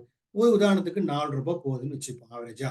அப்போ 1 லட்சம் ரூபாய்க்கு 4 ரூபாய் போச்சுன்னா எவ்வளவு காயின் நமக்கு கிடைக்கும் அப்படின்னா, இங்க பாருங்க, 1 லட்சம் ரூபாய்க்கு ஒரு காயின் 4 ரூபாய்னா 25,000 காயின் நம்ம வாங்கலாங்க எக்ஸ்சேஞ்சில். வாங்கி 25,000 காயினுக்கு நமக்கு என்ன கிடைக்கும்? 5 வருஷத்துக்கு நம்ம கூலிங் பீரியட்ல போட்டோம்னா ROIன்றதுன்னா ரிட்டர்ன் ஆன் இன்வெஸ்ட்மெண்ட். அதாவது 25,000 காயினுக்கு மாசம் மாசம் நமக்கு எவ்வளவு காயின் கிடைக்கும் அப்படின்னா 25,000 இன்ட்டு 2.8% போட்டீங்கன்னா மாசம் உங்களுக்கு 700 காயின். ஒரு மாசத்துக்கு 700 காயின் 12 இன்ட்டு 5 வருஷம் போட்டீங்கன்னா 45,000 காயின். 25,000 காயின் போட்டதுக்கு உங்களுக்கு எவ்வளவு ப்ராஃபிட் கிடைக்குது? 45,000 காயின். அது மட்டும் இல்லாம 5 வருஷம் முடிஞ்சதுக்கு அப்புறம் போட்ட 25,000 நீங்க சேர்த்து எடுத்தீங்கன்னா எவ்வளவு காயின் உங்களுக்கு கிடைக்கும்? 67,000 காயின் கிடைக்கும். இதுல முக்கியமான விஷயம் என்ன அப்படின்னு பாத்தீங்கன்னா, இந்த 45,000 காயினை 5 வருஷம் வரைக்கும் வெயிட் பண்ண வேண்டிய அவசியம் இல்லை. நீங்க மாசம் மாசம் கூட 700 காயினை வித்ட்ரா பண்ணலாம். இந்த மாசம் மாசம் இந்த 700 காயின் உங்களுக்கு எப்படி கிரெடிட் ஆகும் அப்படின்னா, GCCFல நீங்க போர்ட்டல பாத்தீங்கன்னா 10 நாளைக்கு ஒரு தடவை உங்களுக்கு கிரெடிட் ஆகும். அதை கூட நீங்க வித்ட்ரா பண்ணி வித்து பணம் வாங்கிக்கலாம். எப்படி நீங்க வாங்குறதுக்கு எக்ஸ்சேஞ்சில் போய் எப்படி வாங்கி நீங்க GCCFல ஸ்டேக்கிங் கொடுத்தீங்களோ அதே மாதிரி GCCFல இருந்து எடுக்கிற அந்த ரிட்டர்ன் காயினை எக்ஸ்சேஞ்சுக்கு டிரான்ஸ்ஃபர் பண்ணி அங்க வித்து அந்த பணம் உங்க பேங்க் அக்கௌண்ட்டுக்கு வந்துடுங்க. எல்லாமே பேங்க் டு பேங்க் டிரான்ஸ்ஃபர் எல்லாமே லீகல் தான். இப்போ எப்படின்றது இது வந்து ஒரு பிளான். இன்னொரு பிளான் பார்த்தீங்கன்னா ஃபிக்ஸ்டும் இருக்கு. ஃபிக்ஸ்டு பார்த்தீங்கன்னா அது இப்போ 25,000 காயின் 5 வருஷம் போட்டீங்கன்னா உங்களுக்கு மெச்சூரிட்டி வேல்யூ எவ்வளவு மெச்சூரிட்டி வேல்யூனா 1 லட்சம் காயின். அப்போ எந்த அளவுக்கு இடம் கிடைக்கின்றது பாருங்க. இப்போ இது உங்களுக்கு இன்னொரு வகையில சொன்னா உங்களுக்கு புரியும்னு நினைக்கிறேன். இப்போ நான் வந்து ஒரு எக்ஸல் சீட்டே போட்டிருக்கேன். எவ்வளவு இன்வெஸ்ட்மெண்ட் பண்ணா நமக்கு என்ன ரிட்டர்ன் கிடைக்கும் அப்படின்றத இந்த எக்ஸல் சீட் மூலமா உங்களுக்கு எக்ஸ்பிளைன் பண்ணா உங்களுக்கு இன்னும் கொஞ்சம் ஒரு பெட்டரா அண்டர்ஸ்டாண்டிங் கிடைக்கும் அப்படின்னு பாக்குறேன். இப்போ பாருங்க, 1 லட்சம் ரூபாய் அமௌண்ட்டை 4 ரூபாய் ஒரு காயின்னா 25,000 காயின் நம்ம இன்வெஸ்ட்மெண்ட் பண்ணா இது காம்போ பிளான் இருக்குங்க. 5 இயர்ஸ்ன்றது 50% ஃபிக்ஸ்டும் 50% ரெகுலரும் இருக்குங்க. அப்படி பண்ணும்போது அந்த பர்சன்டேஜ் மூலமா அந்த பிளான் மூலமா நம்ம எவ்வளவு காயின் கிடைக்குதுன்னா 83,500 காயின் கிடைக்குதுங்க. 25,000 காயினை 2ஆ பிரிக்கிறோம். 12,500 பிக்ஸ்லயும் 12,500 மாசம் மாசம் எடுக்கிறதுலயும் போடுறோம். அப்படி போட்டா டோட்டலாவே நமக்கு எல்லாம் சேர்த்து பெனிஃபிட் எவ்வளவு பார்த்தா 83,000. அப்ப நம்ம போட்டது 1 லட்சம், 4 ரூபாய் ரேட்டு. 5 வருஷம் கழிச்சு அதே 4 ரூபாய் தான் இருந்தாலும் நமக்கு எவ்வளவு கிடைக்கும் அப்படின்னா 3,34,000. அதுல 1 லட்சத்தை போட்டதை கழிச்சீங்கன்னா 2,34,000 நமக்கு லாபம். ஒரு கால். இன்னைக்கு 4 ரூபாய். 5 வருஷம் கழிச்சு சத்தியமா 4 ரூபாய் இருக்கிறதுக்கு வாய்ப்பே இல்லை. கம்மியெல்லாம் ஆகாது. இதை விட அதிகமா தான் போகும். ஏன்னா இந்த காயின் ஏற்கனவே 12 ரூபாய் போன காயின் 2 வருஷத்துக்கு முன்னாடி.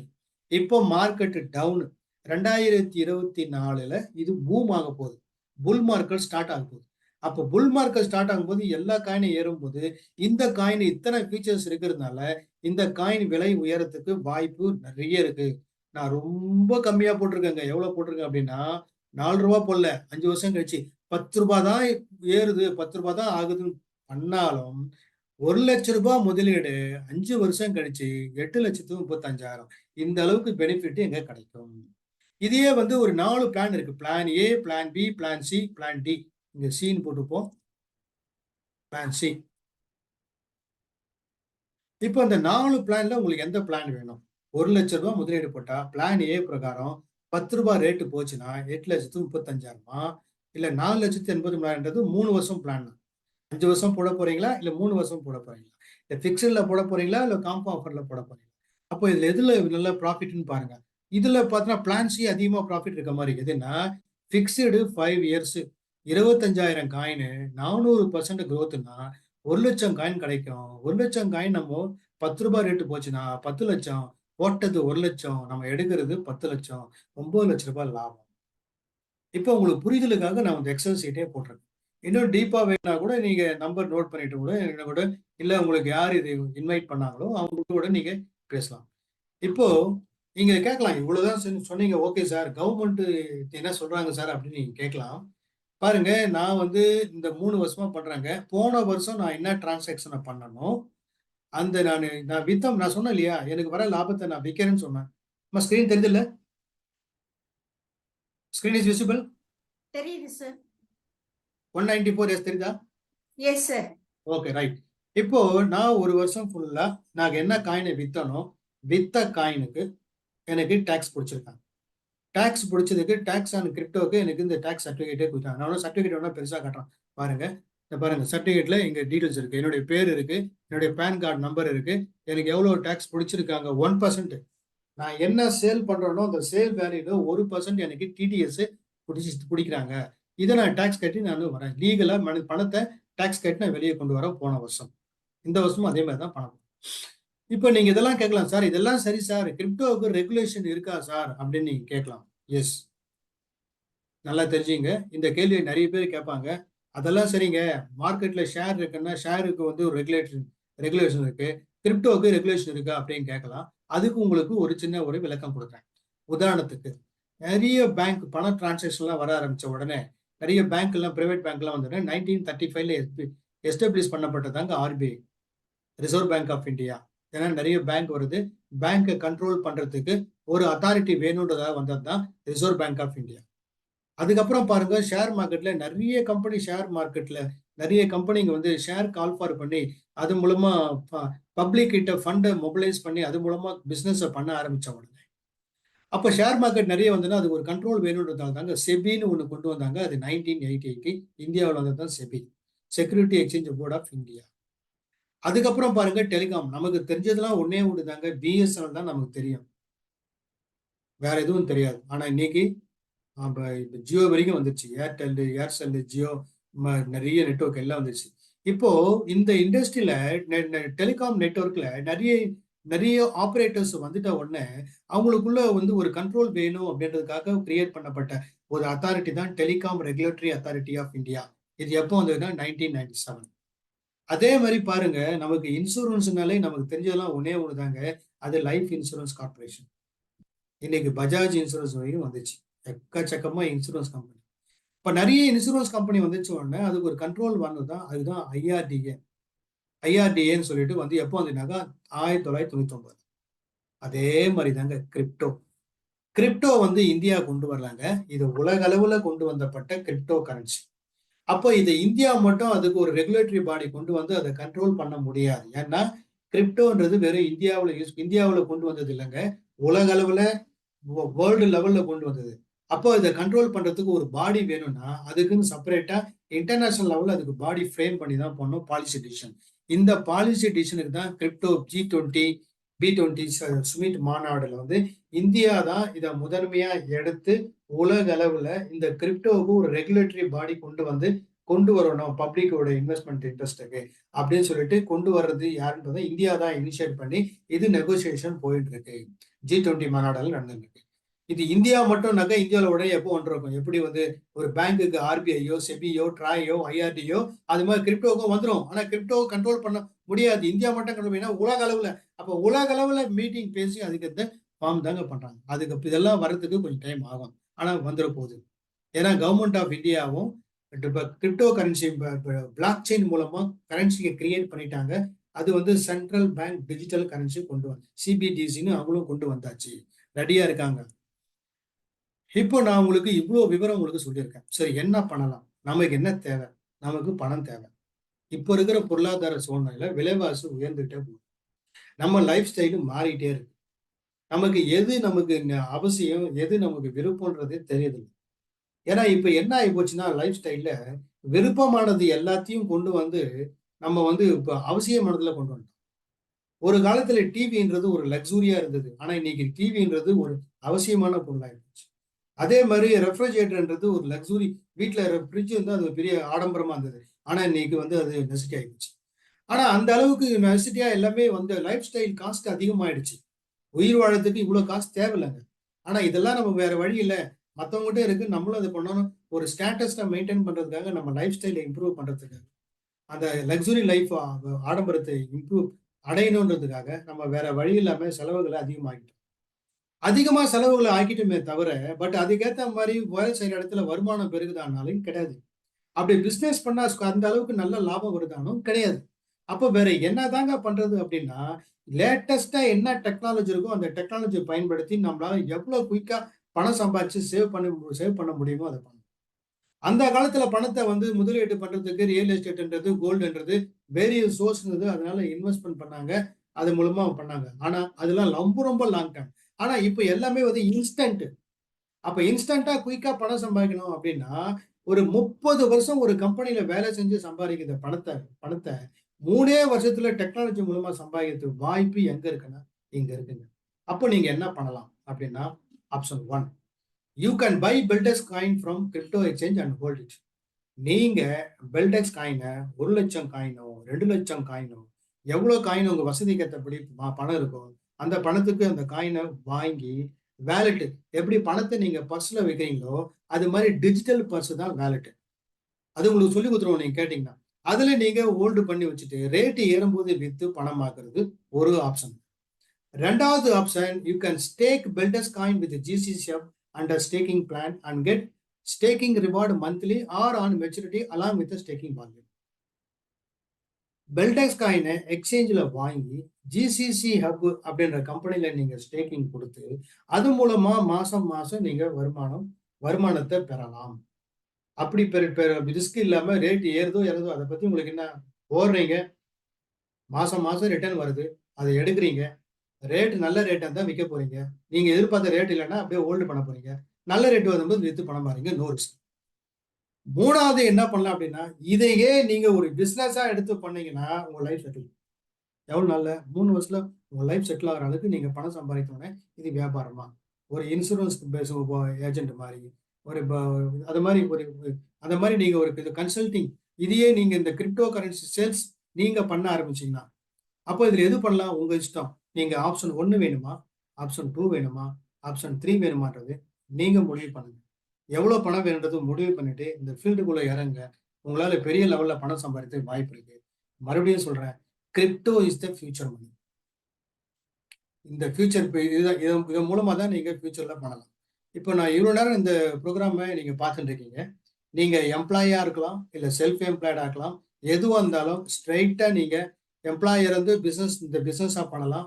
செல்ஃப் எம்ப்ளாய்டா இருந்தும் இந்த பிசினஸா பண்ணி அது மூலமா இன்வெஸ்ட்மெண்ட் பண்ணி 3 வருஷத்துல லைஃப் செட்டில் ஆகிறதுக்கு உண்டான வாய்ப்பு இருக்கு.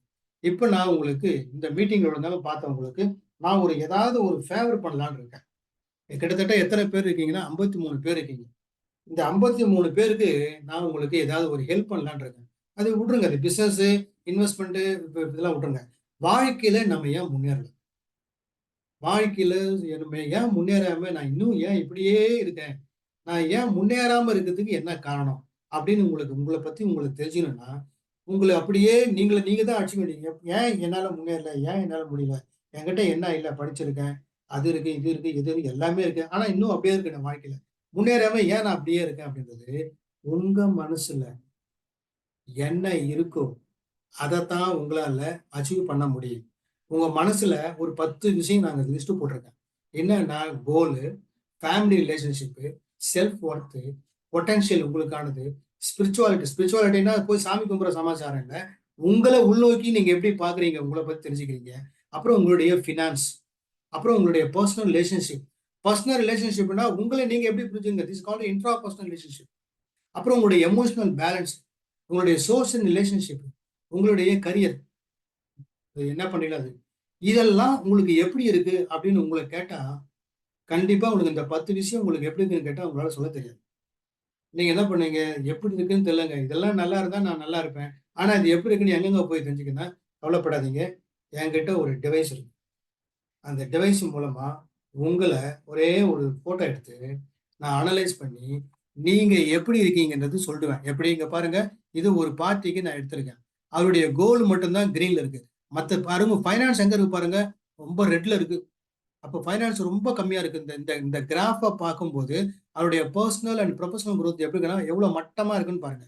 இந்த 10 விஷயத்துல அவர் எங்க இருக்காருன்றது, அவருகிட்ட நான் டிஸ்கஸ் பண்ணி எடுக்கலங்க. அவர ஒரே ஒரு என்னுடைய கேமரா மூலமா ஃபோட்டோ எடுத்து, ஒரு சாஃப்ட்வேர் அதுக்குன்னு வந்து ஆர்டிபிஷியல் இன்டெலிஜென்ஸ் சாஃப்ட்வேர யூஸ் பண்ணி ஒரு ஜெர்மன் டெக்னாலஜி யூஸ் பண்ணி, அவர அனலைஸ் பண்ணும்போது, அவரு எந்தெந்த ஏரியாவுல இம்ப்ரூவ் பண்ண வேண்டி இருக்கு, அப்படின்றத நானு கண்டுபிடிச்சேன். கண்டுபிடிச்சு, "இப்பா இந்த ஏரியால நீ ரொம்ப கம்மியா இருக்க. ஃபினான்ஸ்ல ரொம்ப மட்டமா இருக்க. அதுக்கேத்த மாரி பண்ணி, இது ஆளுக்கு ஏத்த மாரி வரும். நீங்க ஃபினான்ஸ்ல ஸ்ட்ராங்கா இருந்தா, அது கிரீன்ல காட்டும். நீங்க பெரிய கோடீஸ்வரனா இருந்தா, அது என்ன காட்டும்? கிரீன். இதெல்லாம் எங்க இருக்குன்னா, உங்க மனசுல, ஆழ் மனசுல என்ன இருக்குன்றத நோண்டி எடுக்கிறதுக்கு தான் ஒரு டிவைஸ் இருக்கு. உங்களுக்கு உங்கள பத்தி நீங்க தெரிஞ்சுக்கணும்னா, உங்களுக்கு நான் ஹெல்ப் பண்றதுக்கு என்ன பண்ண இப்ப பிரகதீஸ்வரன், பிரகதீஸ்வரன் இந்த லிங்க்க நீங்க கிளிக் பண்ணலாம். அந்த லிங்க் உங்களுக்கு போஸ்ட் பண்ணுங்க சாட் பாக்ஸ்ல. இப்ப இங்க இருக்கிற யாருக்காவது உங்களுக்கு இது ஃப்ரீயா நான் குடுக்குறேன். எத ஃப்ரீயா குடுக்க போறேன் அப்டின்னா, என் வாழ்க்கையில நான் முன்னேறாம இருக்கிறதுக்கு என்கிட்ட என்ன இல்ல அப்டின்றத நீங்க தெரிஞ்சுக்கணும் அப்டின்னா, லிங்க் அனுப்பிட்டாங்க சார். லிங்க் அனுப்பியாச்சு. இங்க சாட் பாக்ஸ்ல ஒரு லிங்க் இருக்கு பாருங்க. அந்த லிங்க நீங்க கிளிக் பண்ணா உங்க நம்பர் வந்துரும். நான் உங்களுக்கு மேடம் என்ன பண்ணுவாங்க, உங்களுக்கு ஃபோன் பண்ணி உங்க ஃபோட்டோ மட்டும் கேட்பாங்க. எப்படி எடுக்கணும்னு. உங்க கேமராவுல எடுத்து எனக்கு அனுப்புங்க. நீங்க இந்த 10 விஷயத்துல எந்தெந்த விஷயத்துல எப்படி பின்தங்கி ஆக்சுவலா நான் இதுக்கு எவ்வளவு சார்ஜ் பண்றேன் அப்படின்னா, ஒரு கிளையண்ட்டுக்கு நானு ரூ. 2,500 சார்ஜ் பண்றேன். ஆனா இங்க நான் என்ன பண்ண போறேன், இங்க 54 பேர் என்னோட சேர்த்து ஒரு 53 பேர் வச்சுக்கங்க. இந்த 53 பேருக்கும் இலவசமாவே நான் உங்களுக்கு இந்த சர்வீஸ் குடுக்க போறேன். எதுக்கு? இவ்வளவு நேரம் 1 1/2 மணி நேரம் என் பேச்ச நீங்க கேட்டீங்க இல்லையா? நான் உங்களுக்கு ஏதாவது சகாயம் பண்ணணும் இல்லையா? சகாயம் பண்றதுக்கு நீங்க எங்க இருக்கீங்க? நான் உங்களுக்கு இது ரூ. 2,500 நான் சார்ஜ் பண்றது. இது நான் உங்களுக்கு ஃப்ரீயாவே நான் உங்களுக்கு பண்ணி தரேன். நீங்க எடுத்துங்க. நீங்க என்ன பண்ணணும்? அந்த லிங்க கிளிக் பண்ணுங்க. கிளிக் பண்ணா நம்பர் வந்துரும். அதுக்கப்புறம் மேடம் உங்களுக்கு கால் பண்ணி உங்க ஃபோட்டோ மட்டும் கேட்பாங்க. எப்படி ஃபோட்டோ எடுத்து அனுப்பணும்னு சொல்லுவேன். ஃபோட்டோ எடுத்து அனுப்பிச்சீங்கன்னா, நான் உங்களுக்கு அந்த ஃபோட்டோவ வச்சு நான் உங்களுக்கு ரெக்கார்ட் பண்ணி, நான் உங்களுக்கு எந்த ஏரியால நீங்க இம்ப்ரூவ் பண்ணணும் அந்த அந்த கிராஃப நான் உங்களுக்கு பர்சனலா உங்களுக்கு அனுப்புறேன். இது நான் உங்களுக்கு சர்வீஸ். இது மட்டும் தான். இப்ப நான் உங்களுக்கு இவ்வளவு நேரம் இந்த இந்த பிளான பத்தி சொன்னேன் இல்லையா? நீங்க என்னோட சேர்ந்து இந்த பிசினஸ நீங்க பண்ணும் பட்சத்தில், நீங்க ஒரு மினிமம் 10,000 காயின் 5,000மோ, 10,000மோ மினிமம் எவ்வளவு காயின் போட்டு நீங்க உள்ள வந்தாலும், இந்த கிராஃப் ஒண்ணு காமிச்சேன் பாருங்க 10. 21 நாள்ல அத இம்ப்ரூவ் பண்ணி உங்களுக்கு நான் காட்டுறேன். அதுக்கு நான் சார்ஜ் பண்றது ரூ. 10,000. அது உங்களுக்கு ஃப்ரீ. இத மாரி ஒரு டிவைஸே கிடையாதுங்க. இந்த யூனிவர்ஸ்ல இந்த மாரி கிடையாது. ஒரே ஒரு கம்பெனி தான் டிவைஸ போட்டிருக்காங்க. இதுக்கு நான் 3 மாசம் இந்த ட்ரெய்னிங் எடுத்து நான் செலவு பண்ணி, இந்த டிவைஸ நான் வந்து ரூ. 2,50,000 குடுத்து டிவைஸ நான் வாங்கியிருக்கேன். But I want to do service to others. நெறைய பேருக்கு தெரியல. எத தின்னா பித்தம் தீரும். எனக்கு எல்லாம் தான் இருக்கு. ஏன் வாழ்க்கையில முன்னேறலன்னு எனக்கு தெரியல. எனக்கு என்ன ப்ராப்ளம்? எனக்கு செய்ற தொழில்ல ப்ராப்ளமா? இல்ல பிசினஸ்ல இல்ல என்னுடைய பெர்சனல்ல ப்ராப்ளமா? இல்ல என்ன என்னால புரிஞ்சுக்க முடியலையா? இல்ல என் பொண்டாட்டியால என்னால புரிஞ்சுக்க முடியலையா? இல்ல எனக்கு என்னதான் உண்மையிலேயே பிரச்சனை? அப்ப எங்க நான் டியூன் பண்ணா என் வாழ்க்கையில உருப்படுவேன்? அப்படின்னு நீங்க போய் எங்கேயும் போய் எந்த கோயிலையும் வேண்டிக்க வேணாம். எங்கேயும் போய் இடிச்சுக்க வேணாம். ஃபோட்டோ குடுங்க. உங்களுக்கு என்ன எந்த இடத்துல நீங்க இம்ப்ரூவ் பண்ணணும் ஏரியான்றது நான் உங்களுக்கு சொல்றேன். This is free absolutely free for you. So, ஒண்ணு இங்க இருக்கிறவங்க உங்களுக்கு உங்கள பத்தி தெரிஞ்சுக்கணும்னா, ஃப்ரீயாவே நான் உங்களுக்கு இந்த சர்வீஸ் பண்ணி தரேன். அந்த லிங்க சாட் பாக்ஸ்ல லிங்க கிளிக் பண்ணி உள்ள வாங்க. 1 உங்கள குணப்படுத்தணும், ஹீல் பண்றேன் நான். நான் என்ன பண்றேன்னா, உங்களுக்கு ட்ரெய்னிங்லாம் குடுக்க போறதில்ல. It's only healing. உங்களுக்கு ஹீல் பண்ண போறேன். எத்தன நாள் ஹீல் பண்ண போறேன்? 21 நாள் ஹீல் பண்ணும்போது, ஹீல் பண்ணி நான் ரிப்போர்ட் குடுப்பேன். இப்போ இருந்த ரிப்போர்ட்டுக்கும், ஹீலிங் அப்புறம் குடுக்குற ரிப்போர்ட்டுக்கும் பார்த்தீங்கன்னா பயங்கர இருக்கும். அது யாருக்கு எலிஜிபிள்னா, நீங்க என் கூட இந்த பிசினஸ்ல என் கூட ஜாயின் பண்ணீங்கன்னா, I will give this. Once உள்ள வந்தா அந்த 21 நாள் மட்டும் இல்ல, உங்க 3 வருஷம் உங்கள வந்து பெரிய லெவல்ல டெவலப் பண்ணி உங்கள அடுத்த லெவலுக்கு கொண்டு போற வரைக்கும் நான் உங்களுக்கு சர்வீஸ் பண்ண நான் ரெடி. எவ்வளவு மினிமம் கேரண்டி பீரியட் எவ்வளோ? 3 இயர்ஸ். டெக்னாலஜி பிஸ்னஸ் உள்ள வாங்க. கண்டிப்பா உங்களால ஜெயிச்சிங்கன்னா வேற லெவல்ல போயிடலாம். இப்போ அந்தந்த காலகட்டத்துக்கு எந்த வாய்ப்பு இருக்கோ அதை பயன்படுத்தி மேல வாங்க. மேடம் ரெடியா? Yes sir. Camera off ready பண்ணிட்டீங்க நீங்க? Ready sir. ஓகே. ஸோ இதோட நான் முடிச்சிட்டேன். ஸோ கண்டிப்பா இதை பயன்படுத்திங்க. நான் எப்பவுமே ஏதாவது ஒரு அப்ளிகேஷன் ஏதாவது நிறைய பேருக்கு நான் பண்றது உண்டு. நிறைய பேர் நான் கிரியேட் பண்ணியிருக்கேன். நான் வந்து என்னால டைரக்டாவும் இன்டைரக்டாவும் நிறைய பேர் டெவலப் ஆயிருக்காங்க. இப்போ இருக்கிற காலகட்டத்துக்கு டெக்னாலஜி பயன்படுத்தி உங்க டெவலப் ஆகிறதுக்கு I am ready. Okay madam, now over to you. என்னுடைய இந்த செஷனை வந்து நான் கம்ப்ளீட் பண்ணிட்டேன். Yes sir. எனக்குமே இதுல உங்களுக்கு ஏதாவது டவுட் இருக்குன்னா நீங்க எனக்கு டைரக்டா கூட கால் பண்ணலாம். Madam okay proceed. Yes sir.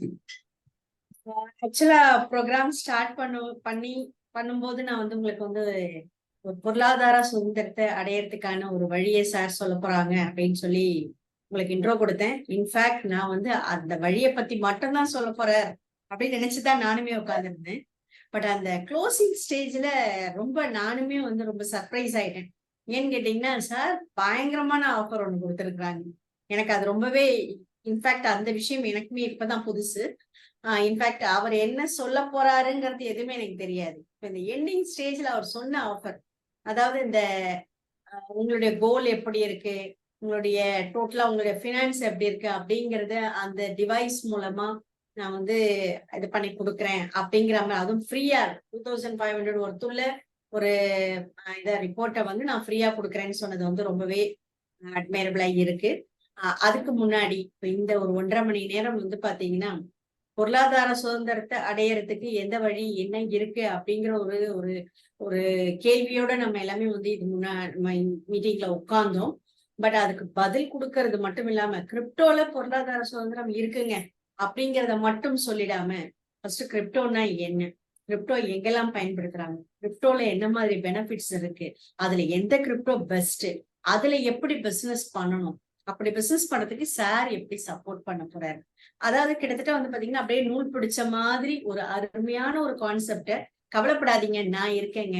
அவங்களுக்கு வந்து கரெக்டா 3 வருஷத்துல என்னோட நீங்க அசோசியேட் ஆனீங்கன்னா 3 வருஷத்துல உங்களுடைய பொருளாதார சுதந்திரத்தை உங்களை அடைய வைக்கிறதுக்கு நான் உங்களுக்கு ஹெல்ப்ஃபுல்லா இருப்பேன் அப்படிங்கிற ஒரு நம்பிக்கையும் சேர்த்து கொடுத்தது மட்டும் இல்லாம, நீங்க என்ன ஸ்டேஜ்ல இருக்கீங்க, உங்க கோல்ஸ் எப்படி இருக்கு, உங்களுடைய உங்க லைஃப்ல வந்து நீங்க வந்து உங்களுடைய பினான்ஸ் பார்ட் எப்படி இருக்கு, கோல் எப்படி இருக்கு, ஸ்பிரிச்சுவல் பார்ட் எப்படி இருக்குன்னு அதை தெரிஞ்சுக்கிறதுக்கான வாய்ப்பையும் நான் இலவசமா கொடுக்குறேன் அப்படின்னு சார் சொல்லியிருக்காங்க. சோ அந்த லிங்கை கிளிக் பண்ணி எல்லாருமே உள்ள குரூப்புக்குள்ள வந்துருங்க. நாளைக்கு நான் வந்து உங்களுக்கு எல்லாருக்குமே கால் பண்ணி எந்த மாதிரி போட்டோ எடுத்து அனுப்பணும் அப்படிங்கிறதையும் நான் உங்களுக்கு கைட் பண்ணுவேன். ஒவ்வொருத்தரா போட்டோ அனுப்பின பிறகு அவங்களுக்கான அந்த ரிப்போர்ட் வந்து சார் ஜெனரேட் பண்ணி உங்களுக்கு கொடுப்பாங்க. யாரெல்லாம் சார் கூட அசோசியேட் ஆகுறீங்களோ அவங்களுக்கு கண்டினியூஸ் 21 days ஹீலிங் மட்டும் இல்லாம 3 வருஷத்துல பொருளாதார சுதந்திரத்தை உங்களை ஈஸியா அடைய வைக்கிறதுக்கு அவர் சாரோட சப்போர்ட் கண்டிப்பா இருக்க போகுது. சோ மொத்தத்துல இந்த ஞாயிற்றுக்கிழமை ஈவினிங் ரொம்ப கண்டிப்பா வந்து நீங்க அட்டன் பண்ணின கிட்டத்தட்ட ஒரு 59 பேர் 60 பேருக்கு வரைக்குமே வந்திருந்தீங்க இந்த ப்ரோக்ராமுக்கு. நீங்க எல்லாமே கிஃப்டட் அப்படின்னு தான் சொல்லணும். ஏன்னா ஒரு பிசினஸ பத்தி தெரிஞ்சுக்கிறது மட்டும் இல்லாம ஒரு எக்ஸ்ட்ராவா ஒரு புது விஷயத்த உங்களுக்கு வந்து ஒரு காம்ப்ளிமெண்டரா கொடுக்க போறாங்க அப்படிங்கிற ஒரு தகவலும் இன்னைக்கு கிடைச்சிருக்கு. சோ மொத்தத்துல இந்த வாய்ப்பை பயன்படுத்திக்கங்க. எல்லாருமே பொருளாதார சுதந்திரத்தோட இருக்கணும் அப்படிங்கறதுதான் எங்களுடைய எண்ணமும் கூட. ஒரு நிமிஷமா ஒருத்தர் ஹேண்ட் ரைஸ் பண்ணிருக்காரு, அது என்னன்னு கேட்டுருவோம். S sir. செந்தில், நீங்க ஹேண்ட் ரைஸ் செந்தில் சார், நீங்க ஹேண்ட் ரைஸ் பண்ணிருக்கீங்க, உங்களோட கேள்வி என்னன்னு கேளுங்க. சார் வணக்கம் சார். வணக்கம், சொல்லுங்க சார். இப்போ நீங்க இந்த மீட்டிங் இப்போ எங்க இருந்து லைவ் ஆயிட்டு இருக்கு sir? Chennai. Chennai. Okay okay, thank you sir. நீங்க எந்த ஊரு? நான் திருப்பத்தூர் சார். ஓகே, ரைட்டுங்க. ஓகே சார், இப்போ இந்த எக்ஸ்சேஞ்ச் பத்தி சொல்லியிருந்தீங்க இல்லையா? ஆமாங்க சார். இதுல வந்து இதுக்கு முன்னாடி நான் வந்து ஆன்லைன் நிறைய செக் பண்ணியிருக்கேன். அதுல வந்து நம்ம இருக்கிறதுலே வந்து பெஸ்ட் எக்ஸ்சேஞ்ச் வந்து பைனான்ஸ் தான் அப்படிங்கிற மாதிரி கேள்விப்பட்டிருக்கேன் சார். ஆனா நீங்க அந்த பைனான்ஸே நீங்க வந்து அதை மென்ஷன் பண்ணவே இல்லை. ஸோ பைனான்ஸ் பெஸ்ட்டுங்களா இல்லை இப்போ நீங்க சொன்னது பெஸ்ட்டுங்களா? இல்ல, பெஸ்ட் இல்ல. அது ஒரு ஸ்டோர். கிரிப்டோ கரன்சியை வாங்குறதுக்கு எவ்வளவோ இருக்கு. அதுல வந்து பைனான்ஸ்லயும் வாங்கலாம். பைனான்ஸ்ல வந்து பெல்டெக்ஸ்ன்ற காயின் வந்து ரேபிட் பெல்டெக்ஸ்னு பேர்ல. Okay okay. ஆமாங்க, அதுலயும் வாங்கலாம், வேற எங்கேயும் வாங்கலாம். நான் வந்து இங்க இந்தியாவுல இருக்கிறதுனால, லோக்கல்ல இருக்கிறதுனால, எக்ஸ்சேஞ்சில இப்போ இன்டர்நேஷனல் எக்ஸ்சேஞ்சில போனா அதுக்கு USDT எல்லாம் வேணும், நிறைய ஃபார்மாலிட்டி இருக்கு. But Okay. INR பயன்படுத்தி பினான்ஸ்ல வாங்க முடியாது. அதனால இந்தியாவுல எக்ஸ்சேஞ்ச் மூலமா வாங்குறோம். ஓகே ஓகேங்களா? Okay okay okay. Okay sir. இன்னொன்னு வந்து இப்ப இந்த GCC ஆப்னு சொல்லியிருக்கீங்க இல்லையா, நம்ம ஆமாங்க. ஸ்டார்ட் பண்ற மாதிரி இருந்தா, ஸோ ஆமா. இது வந்து GCC ஆப்ங்கிறது வந்து நம்ம இந்தியன் கம்பெனிங்களா? இல்ல, இந்தியன் கம்பெனி இல்ல. இது ஹாங்காங் பேஸ்ட் இருக்கு. Malaysia based company. ஓகே ஆமா. இதோட ஹாங்காங்லயும் ஆபீஸ் இருக்கு இது. இது வந்து ஓகே கிட்டத்தட்ட 8 வருஷமா அந்த கம்பெனி ரன் பண்ணிட்டு இருக்காங்க. முதல்ல பிட்காயினை ப்ரோமோட் பண்ணது இவங்க தான். ஓகே ஓகே இது நான் ஏற்கனவே இந்த மாதிரி பிளாட்ஃபார்ம்ல இந்த MTFன்னு ஒரு பிளாட்ஃபார்ம் இருக்குங்க சார். அதுல கொஞ்சம் நான் வந்து இன்வெஸ்ட் பண்ணியிருந்தேன். சரிங்க. அது என்னோட ஃப்ரெண்ட்ஸ்லாம் நிறைய பேர் பண்ணிட்டு இருந்தாங்க. நான் இன்வெஸ்ட்மெண்ட் பண்ண 2வது மாசத்துல அது வந்து டோட்டலா க்ளோஸ் ஆயிடுச்சு. இல்ல, எப்பவுமே நீங்க எந்த ஒரு இன்வெஸ்ட்மெண்ட் பண்றதா இருந்தாலும் நீங்க லாங் டர்மா இருக்கான்னு பார்க்கணும். இப்போ நான் சொல்ற இந்த பெல்டெக்ஸ் காயின் வந்து 2018ல வந்தது. ஆல்மோஸ்ட் 5 வருஷம் இருக்கு. இந்த ஓகே. காயினை வந்து ப்ரோமோட் பண்றது யாருன்னா GCC ஹப். இந்த கம்பெனி எத்தனை வருஷமா இருக்கு அப்படின்னு பாத்தீங்கன்னாக்க 8 வருஷமா இருக்கு. நீங்க ஒண்ணு போய் செக் பண்ணி பாருங்க GCC ஹப். இல்ல சார், என்னோட GCC லாங் டர்மா இருக்காங்கன்னும் போது நமக்கு நம்பகங்க. புதுசா வந்த கம்பெனி நம்பி போறதுன்றது கொஞ்சம் ரிஸ்க் தான். இல்ல அந்த அந்த நான் சொல்ற அந்த கம்பெனில பாத்தீங்கன்னா கிட்டத்தட்ட ஒரு 5 வருஷமா ப்ராஃபிட் எடுத்தவங்க நிறைய பேர் இருக்காங்க என்னோட ஃப்ரெண்ட் சர்க்கிள்ல. சரி. அப்ப அவங்க சொல்லும்போது அதை பத்தி எனக்கு நம்பிக்கையே கிடையாது. சரி, அவங்க சொல்றாங்களேன்னு சொல்லிட்டு நானும் ஸ்டார்ட் பண்ணலாமேன்னு பண்ணும்போது எந்த ஒரு இன்ஃபர்மேஷனும் திடீர்னு மொத்தமா க்ளோஸ் ஆயிடுச்சு. ஸோ சரி. ஏற்கனவே ப்ராஃபிட் எடுத்தவங்க அதையே ரீஇன்வெஸ்ட்மெண்ட் போட்டு பெரிய அமௌண்ட் வச்சிருந்தவங்க எல்லாருமே 1 மந்த்ல வந்து டோட்டலா எல்லாமே லாஸ் ஆயிடுச்சு. ஸோ அதனால தான் ஓகேங்க. கரெக்ட், நீங்க சொல்றது கரெக்ட். பட் எல்லாருமே அப்படின்னு நினைக்க முடியாது. அந்த கம்பெனி அது மாதிரி. பட் நான் ஜென்ரலா என்ன பண்ணேன்னா, எப்பவுமே நல்லா ஞாபகம் வச்சுங்க, இன்வெஸ்ட்மெண்ட் பண்ணாம இருக்க முடியாது. கிரிப்டோல பண்ணி தான் ஆகணும். ஏன்னா அது நல்ல பெனிஃபிட் இருக்குன்னு தெரிஞ்சு போச்சு. எல்லா பணத்தையும் மொத்தமா எடுத்து போய் கிரிப்டோல போட்டுறாதீங்க. அப்படியே போட்டாலும் ஒரே காயின்ல மொத்தமா போடாதீங்க. கிரிப்டோல கொஞ்சம் போடுங்க, கோல்டுல போடுங்க, ரியல் எஸ்டேட்ல போடுங்க. உங்க அசட்டை பிரிச்சு போடுங்க. கரெக்ட்டுங்களா? நல்லா ஒரு ஒர்க் பண்ணி பார்த்துட்டு அதுக்கேத்த மாதிரி பண்ணுங்க. நிறைய கொடுக்குறாங்க, அதிக வட்டி வருதுன்னு ஆசைப்பட்டு அதிகமா பணத்தை கொண்டு போய் போடாதீங்க. கொஞ்சமா போட்டு டெஸ்ட் பண்ணி பார்த்து நல்லா இருக்குன்னா கொஞ்சம் கொஞ்சமா இம்ப்ரூவ் பண்ணுங்க. முழுத்தா போகாதீங்க. Okay okay thank you sir. ஓகேவா? ரைட். ஓகே. தேங்க்யூ. நான் ஏன் இவ்வளவு ஆத்தென்டிக்கா சொல்றேன் அப்படின்னா, நான் 5 வருஷமா அதுல இருக்கேன். 3 வருஷமா நான் இருக்கேன். 5 வருஷம் கம்பெனி, 8 வருஷம் கம்பெனி அது. எனக்கு ரிட்டர்ன் வந்து தொடர்ந்து எடுத்துட்டு இருக்கேன். எந்த பிழையும் இல்லை. அதனால நான் ஆத்தென்டிக்கா சொல்றேன். நான் டெஸ்ட் பண்ணி பார்த்தா சொல்றேன். ஓகேங்க சார். இந்த GCC நம்ம வந்து லாங் டேர்ம் இன்வெஸ்ட்மெண்ட் தான் இருக்கு. ஷார்ட் டைமா நீங்க லாங் டேர்ம் தான். 5 வருஷம் 3 இயர்ஸ் பிளான் இருக்கு, 5 இயர்ஸ் பிளான் இருக்கு. நீங்க வந்து ரிட்டர்ன் ஆன் இன்வெஸ்ட்மெண்ட் மாசம் 2.8% நேத்துல இருந்து 15th வரைக்கும் 3% இருந்தது. இப்போ 16th இருந்து ரேட் மாத்திருக்காங்க. 2.8% தான். 3%. என்னோட கொஸ்டின் எப்படின்னா, இப்போ நம்ம வந்து இன்வெஸ்ட்மெண்ட் பண்ணிடுறோம். மினிமம் கம்பல்சரி 3 இயர்ஸ் நம்ம அதிலே தான் இருக்கோம். ஸோ இடையில ஒரு 12 மாசமா இல்ல 15 மாசமா முடியும் போது எனக்கு இந்த ப்ராஃபிட் போதும், நான் வந்து மொத்தமா வித்ட்ரா பண்ணிக்கலாங்களா? இல்ல, அது மாதிரி பண்ண முடியாது. ஏன்னா கூலிங் பீரியட் 3 இயர்ஸ்னா 3 years you have to wait. 5 இயர்ஸ்னா 5 years you have to wait. Regular அப்படின்னும் போது மாசம் இந்த பிளான்ல வந்தீங்கன்னா மாசம் எடுத்துக்கலாம். அந்த 5 வருஷம் இல்ல 3 வருஷமோ 5 வருஷமோ முடியும் போது என்ன போட்டீங்களோ அதை நீங்க எடுத்துக்கலாம். நடுவில் இருங்க. Cooling. Okay sir. Thank you sir. Thank you. வேற விவரம் வேணும்னா நீங்க என்னுடைய நம்பர் இருக்கு, சாட்ல போட்டிருக்காங்க. 9444002994. நீங்க எனக்கு கால் பண்ணுங்க. உங்களுக்கு என்ன கைடன்ஸ் வேணாலும் நான் கொடுக்க ready. Okay thank you sir. Thank you. Okay madam, வேற எதுவும் கொஸ்டின் இல்லைன்னு நினைக்கிறேன். Okay sir, thank you. கிட்டத்தட்ட முடிக்கலாம்னு நினைக்கிறேன் sir. Okay sir, thank you all. கிட்டத்தட்ட ஒரு 2 hours உங்களோட எஃபெக்டிவ் டைமிங்கை நீங்க வந்து எங்களோட ஸ்பெண்ட் பண்ணியிருக்கீங்க.